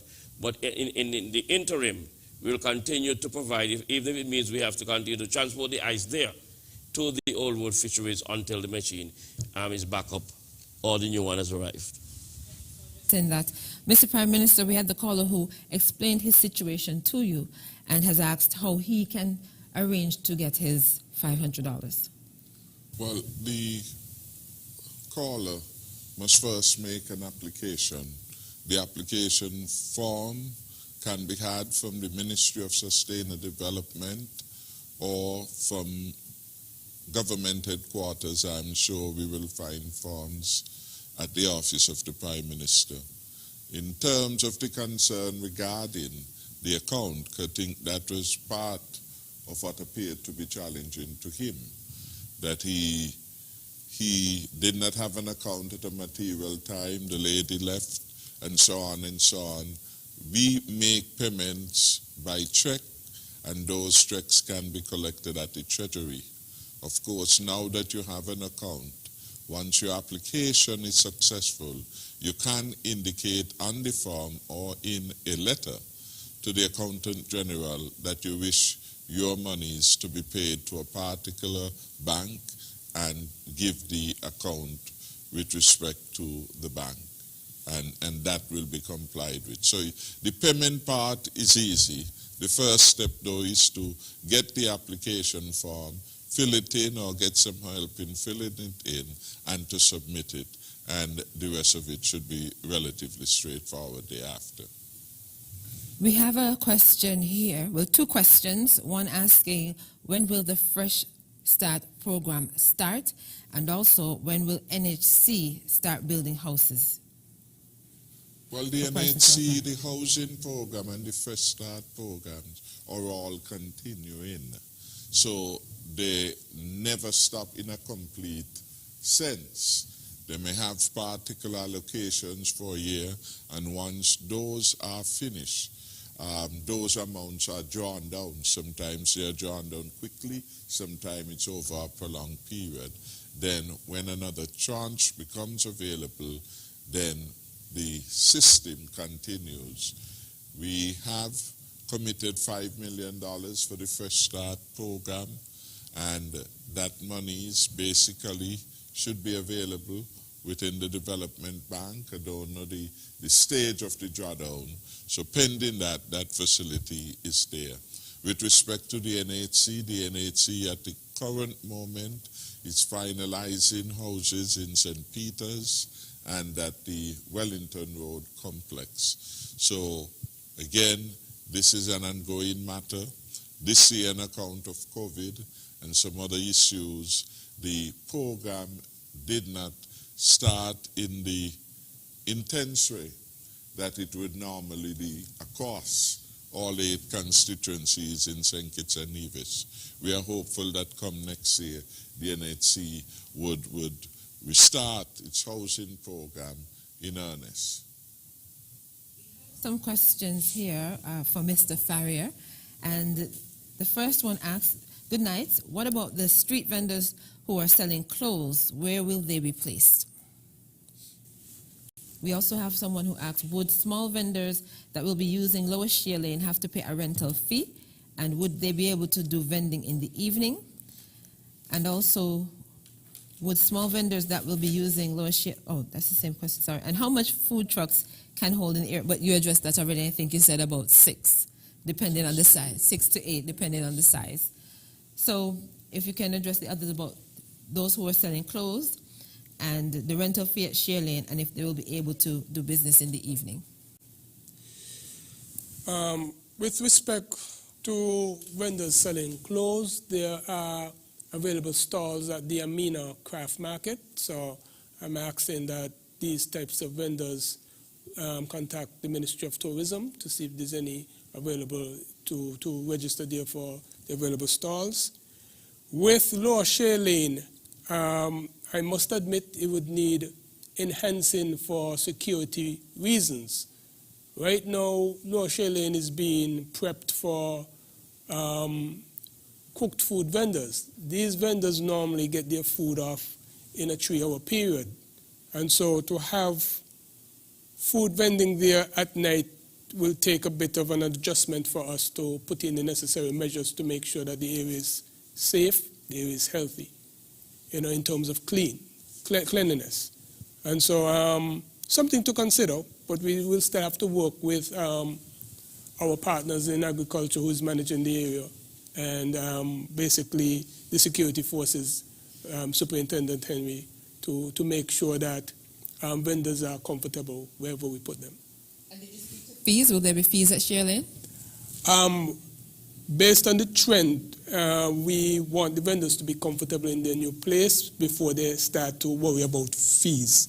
Get comfortable first, get settled in, get some feedback, and then we worry about fees at a later date. Well, let's be clear, there will be no fees imposed at this Okay, time. There will be no fees at any of the venues. In the market, we have waived all stall fees, not Independence Square. We were very clear in the meeting that no fees will be imposed. And similarly, at Shear Lane and any of the facilities made available by the government, at least not at this moment in time.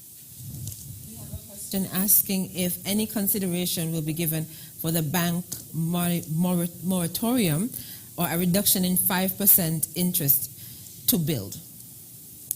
Can you speak to that? Sorry, repeat the question. Any consideration for the bank moratorium or a reduction in 5% interest to build?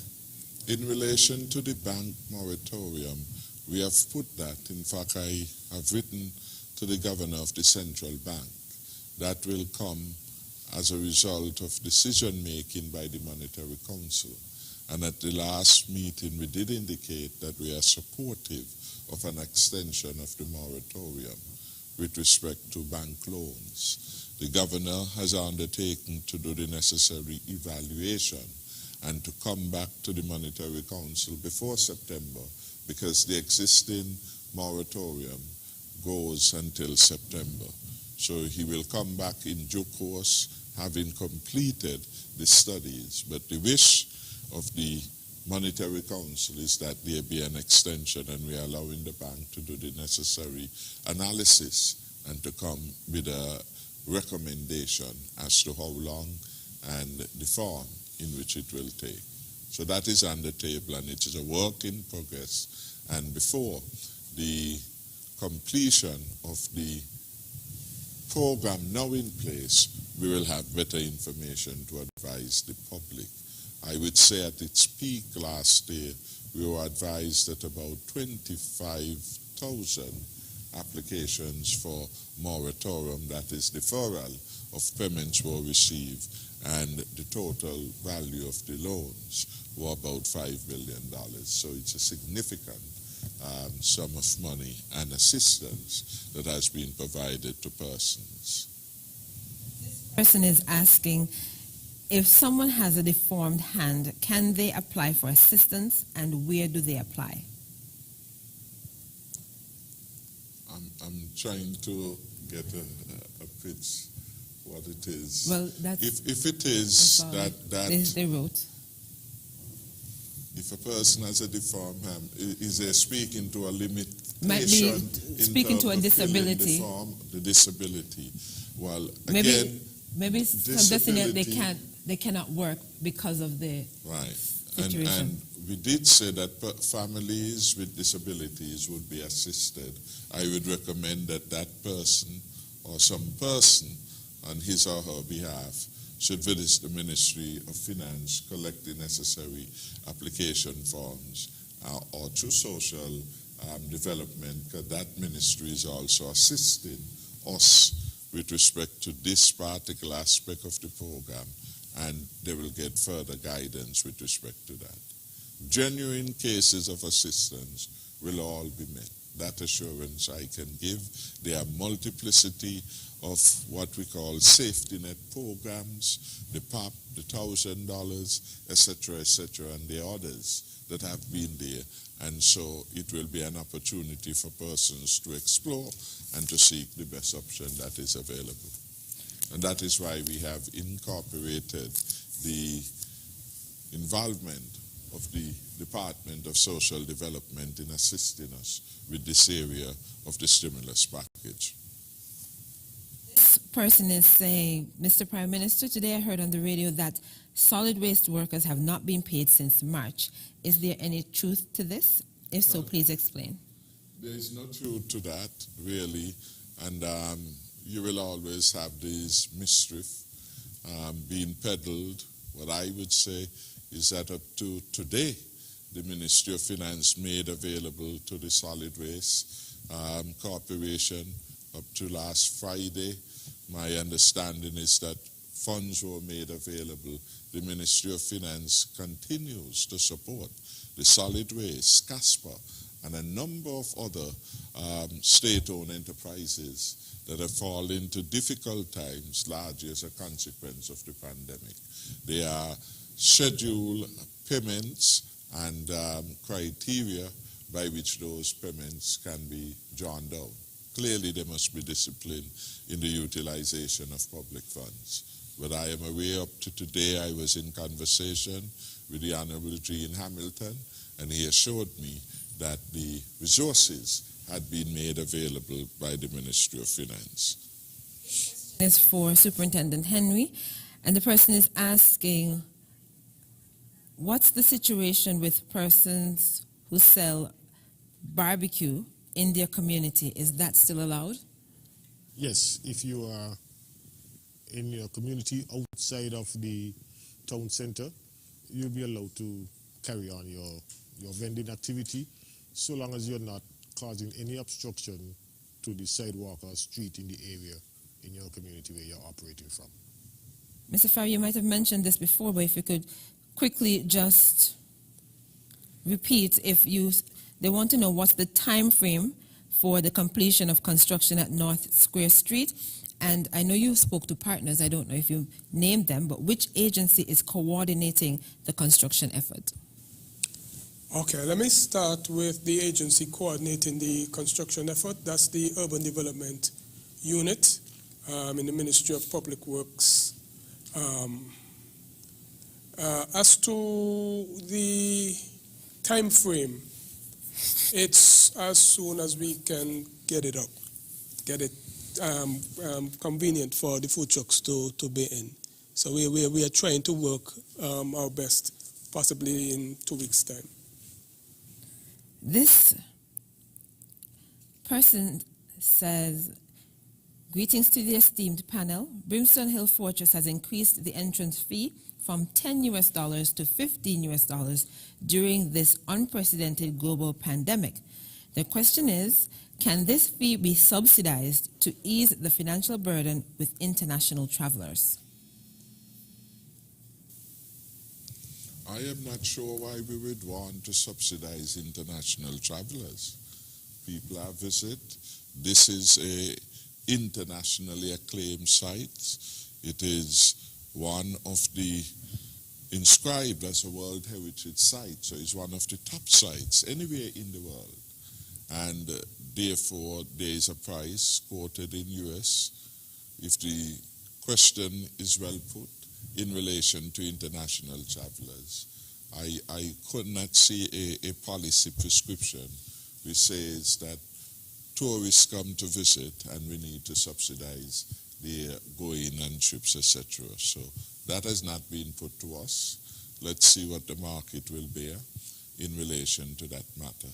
I believe that there should be special prices for locals wanting to visit places of historical and ongoing interest. I am not sure that it will be a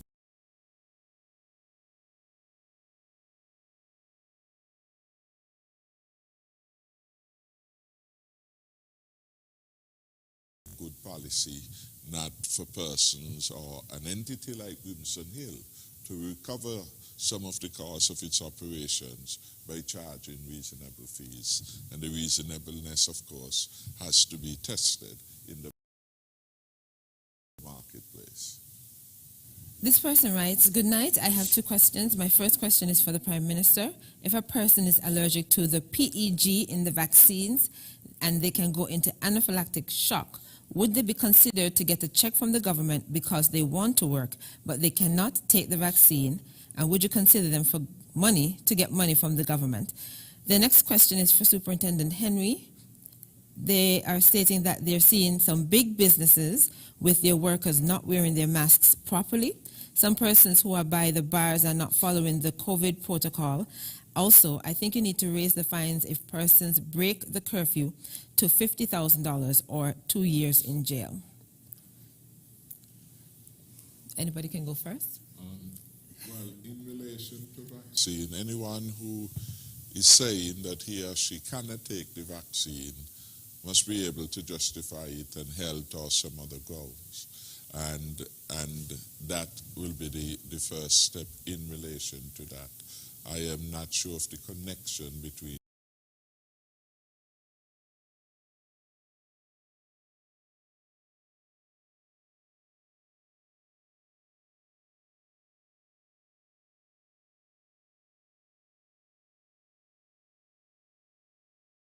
taking the vaccine, though, in relation to the stimulus that we are now addressing.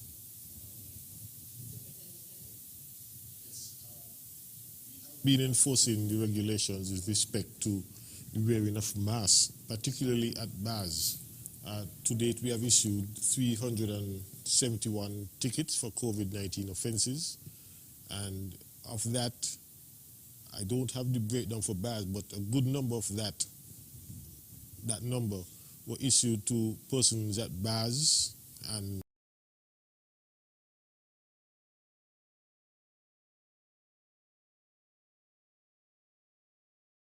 both the bar owners and patrons at the bar who were not complying with the regulation with respect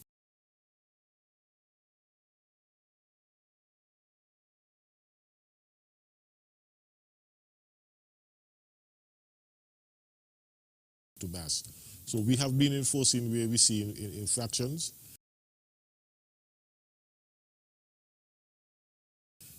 But as I always say, we prefer voluntary compliance because the police cannot be at every bar all the time. And so if it is that persons only wear the mask when they see the police around, then that is not a good thing. because the police cannot stay there.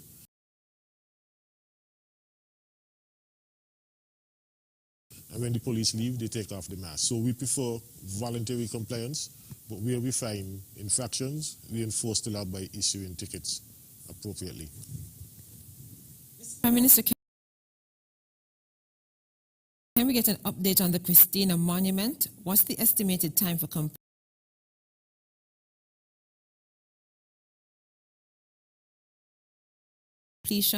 And would we have any activity in St. Kitts to commemorate that tragic incident?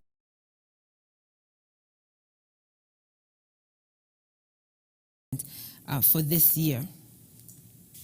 We have started some activity in relation to the establishment of a suitable monument in the island of St. Kitts, on the island of St. Kitts, and that is, of course, to the the back of the museum.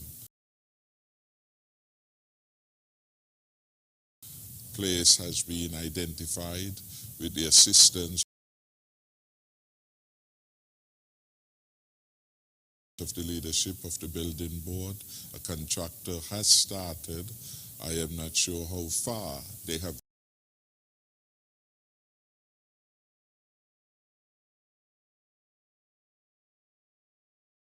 reached. Clearly, the lockdowns, which we are just coming out of, would have affected construction activity under the COVID-19 rules. Construction basically had been put on suspension for a while. Clearly, that would not have perhaps reached the test of criticality to allow for a waiver in that regard. So the project has started, financing has been made available,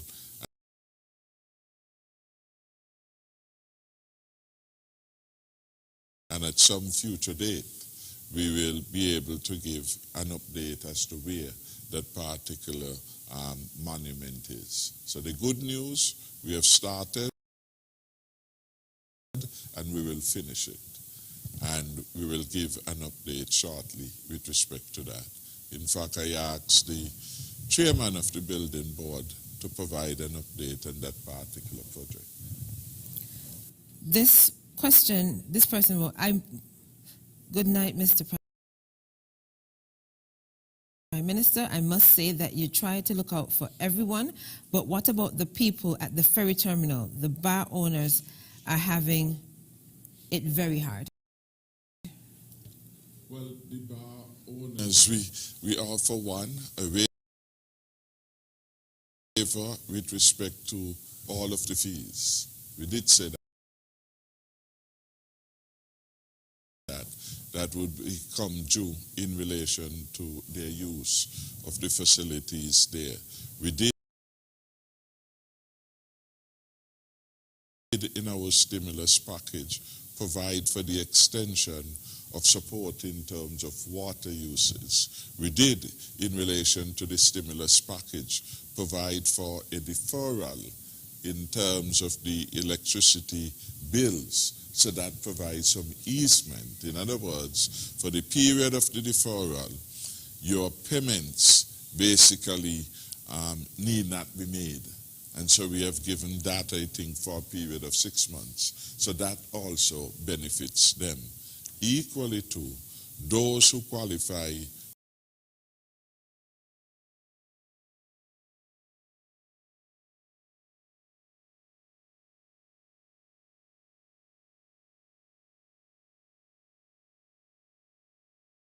would also be able to apply to the PAP program, and also where, again, they meet the necessary criteria,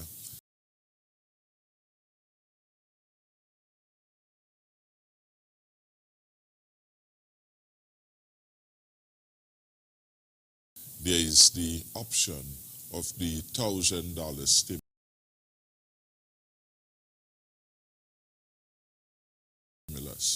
Each of these programs, there are particular criteria which must be met.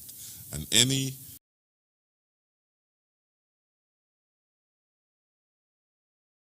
national, any citizen that qualifies is free to apply to any of these. So apart from the benefiting just off the head from not having to pay any rental fees to the Ministry of Tourism, not being required to make electricity payment during the period of deferral, and there are also some concessions in relation to water for which they have benefited. They also have the option to apply to PAP or for the $1,000 stimulus package. Once they meet the criteria, certainly they can become a beneficiary. Speaking about assistance, this person is asking if taxi operators can be given the same benefits as bus drivers with assistance of the $400 in tires. Well, the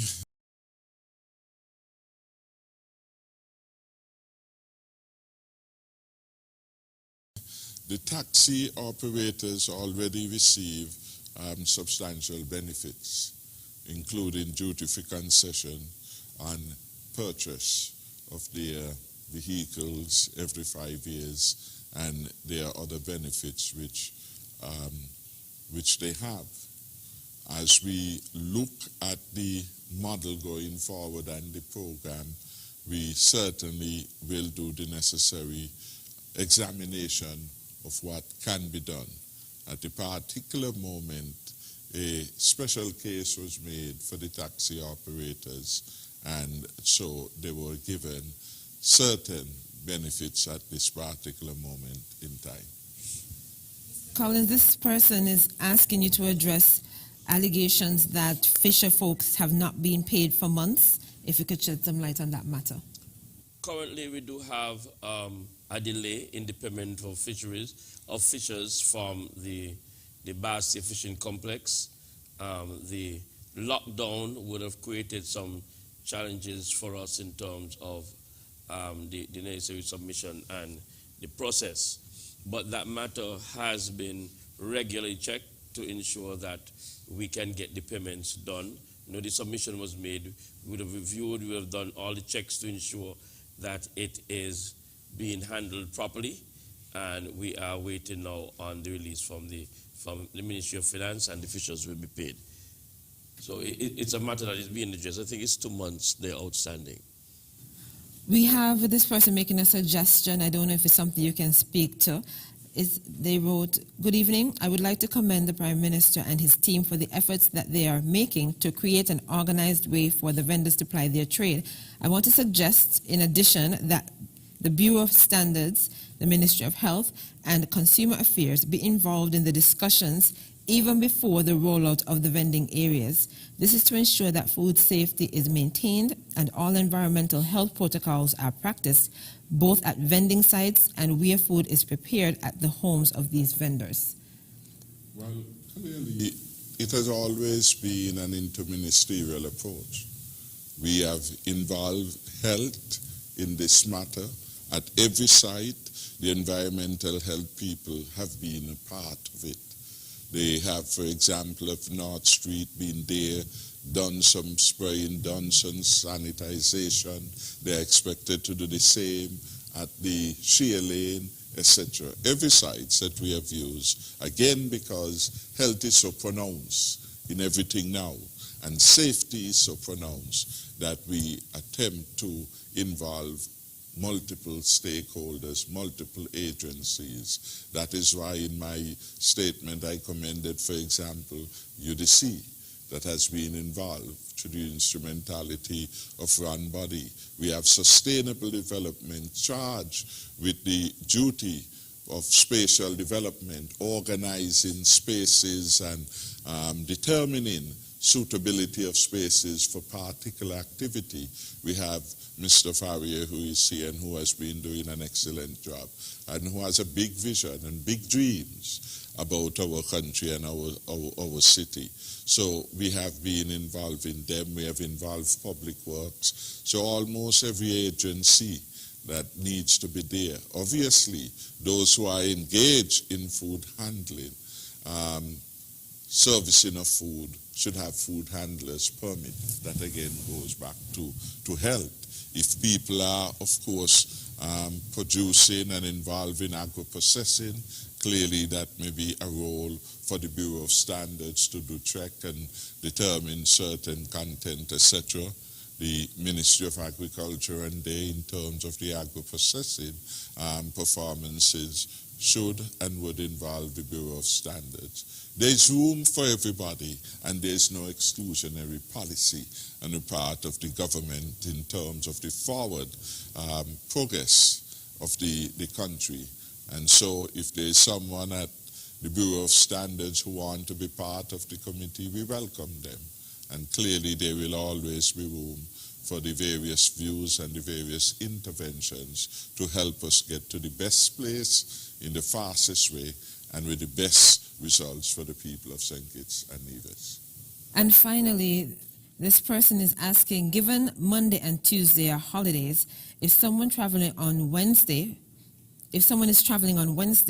how would they get their PCR test for 3 days before traveling for it to be approved?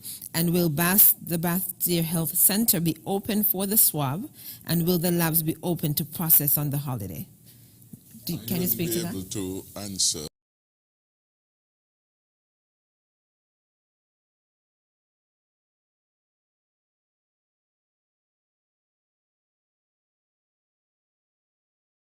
That question, I would say that they can check with the relevant health authorities in advance. You know, there's time, you can check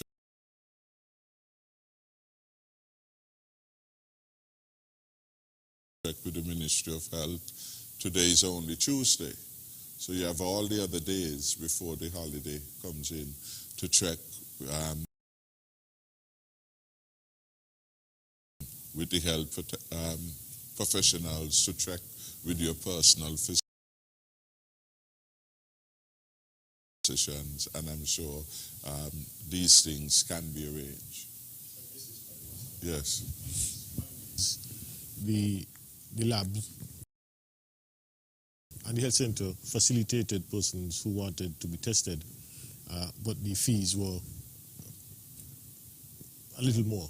The fees were additional simply because the staff had to come in to work on a holiday, had to be paid for working on a holiday, and so the fees for the tests were a little higher. So the labs, I'm almost certain they will be open, but the fees will be adjusted upwards. Thank you so much for adding your voice to that, Superintendent, because we've gotten to the point where we have to wrap up the program now, and we usually do so in reverse order of how we started, which means that you, Superintendent, get to go first. I'll be short. I did not get as much question as the other panelists, so it means that the areas of interest were more on the vending and the agriculture. That is a good thing. It means that person understands the law. We have been going over this week after week, and so we are seeing better cooperation. We see the numbers in terms of the number of positive cases being consistently low, and the number of active cases, that number is going down daily as well, and so that is a good sign. We ask persons to not become complacent now and think that all is well and begin to drop your guard, but continue to be vigilant and observe all the COVID-19 protocols. I'm certain that we are all aware of them now. The physical distancing, avoiding crowds, crowded spaces, hand sanitization, wearing your mask, and all those things that would keep you safe. More importantly, becoming vaccinated. The vaccines are available. The health centers are open daily. And we know that vaccine is one of the things that reduce your risk of becoming infected. And so we encourage persons to take the vaccine and adhere to all the other non-pharmaceutical protocols and remain safe. Thank you. Thank you so much. That was Superintendent Cromwell Henry from the Royal St. Christopher and Nevis Police Force. Mr. Farrier, you're up next. Thank you. I just want to keep it short. I want to thank a lot of the vendors on the streets for complying and for having dialogue with us as a committee, giving us your ideas, giving us your concerns. I just want to assure you all that we have your best interests at heart, and that we really do consider the safety of all citizens first. Thank you. Thank you so much, Mr. Austin J. Farrier, who heads the Interministerial Committee on Street Vending. Mr. Collins? We are thankful from the Ministry of Agriculture and its departments of both agriculture and marine resources for this opportunity to share with you again our vision, our work program for the sector. We are committed to enhancing the sector, and that process has begun. And what we are able to do on the ground, we are thankful for, and we continue to work with our stakeholders to make this possible. We see the opportunities that COVID has offered us, and opportunities that we have no intention of wasting, but grasping and moving forward for an enhanced sector that can contribute significantly to the economic development of our nation. A number of questions have been posed. Time has run out before we're able to address all those posed with reference to agriculture. But here's what we'll promise you. If you call the ministry, if you call the department, we'll guide you with the information that you require, whether it's setting up a new farm, enhancing your own business as a farmer or a fisher. We are willing to engage you and make that possible so that we can improve production. We are looking at the marketing opportunities, at overseas marketing and so on. And so we will engage you once you make yourself available to us and have those discussions. So whatever questions may not have been answered, please feel free to call the ministry or the department, and we'll provide more information for you. To our vendors, we wish to encourage you to continue. We know it's a very challenging time for all of us, and we want to see how we can facilitate your business as best as we can to ensure that your livelihood will continue. Thank you. Thank you so much for providing that option for them, Mr. Collins. Sometimes it seems as though we never have enough time to take all of the calls and messages. Mr. Ron Collins, Permanent Secretary in the Ministry of Agriculture, and now the Honorable Dr. Timothy Harris, who brings this program to you regularly. He will bring the program to a close by making his remarks. Thank you, Jackie, for, again, an excellent moderation of this edition of Leadership Matters. And thank you for giving so selflessly of your time to this particular program and helping to educate, to inform, and elucidate on matters of public interest.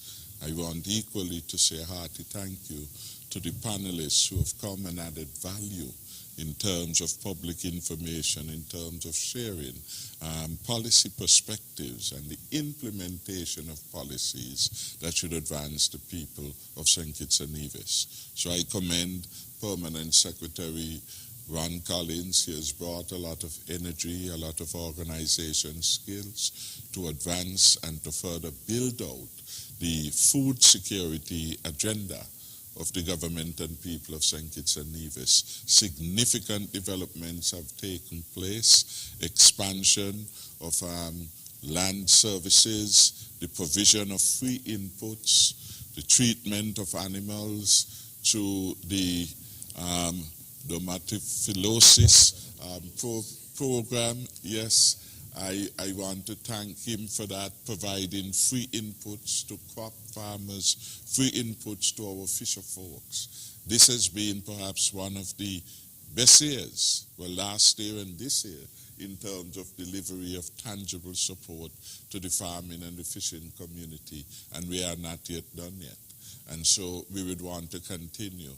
We are going to put some special emphasis in assisting our fisher folks even more, providing of cold storage and other facilities. We will, for this budget, make provision for the fishers cooperatives in Deep Bay, and that will, of course, help in the better organization of the fisheries development in the rural parts. We have paid particular attention to health and safety. We will examine again the fisheries complex in the East Basseterre and to see what we can do to remodel, to reorganize in the context of the new realities. In fact, one suggestion that had come in was why not have the fishers who would normally be, or the fisher folks, be outside the public market relocated to to that complex, because that is a complex devoted to fishing activity. And so it is something that the permanent secretary should consider, along with the police, etc., in relation to that one. So that is another option that has come in. How do you allow the fisher folks to ply their trade? How can you utilize more an existing facility and therefore have greater value for money? I want to thank the many callers tonight and the many participants who've called in with their word of commendation. I want to thank my loving friend Trez, and to thank Alice, who has become like a mother to me, for her own advice and support. She's a fearless elderly lady. She's always at the market. In fact, she participates there, and she lets everyone know how she feels. She always will come with good ideas, and from them we can learn. I have learned that at most times there is no bad idea. It's really a question of timing. And so we will work hard, though, to meet the best expectations of the people of St. Kitts and Nevis and to advance the agenda of a stronger and safer future. I want finally to make an appeal to all of our citizens and residents to act responsibly in this COVID-19 environment. In fact, we should try very hard to act responsibly at all times. But in this very difficult and challenging time, we have to make adjustments. COVID-19 will not adjust for us. And if we are not careful, it will kill many of us. And that is why it is sometimes disappointing to hear persons say, why the police don't enforce the mask wearing? Why don't you say to the person who is not wearing the mask that you are uncomfortable and that they ought to do better? We will win the war when we take personal responsibility for winning the war. And we have to ensure that we abide by the various measures, this washing of our hands frequently, the sanitization, keeping our distance, particularly from persons unknown. We maintain the 6 feet distance. We wear our masks, and we insist that others around us also should wear the mask. I want to thank the country for their cooperation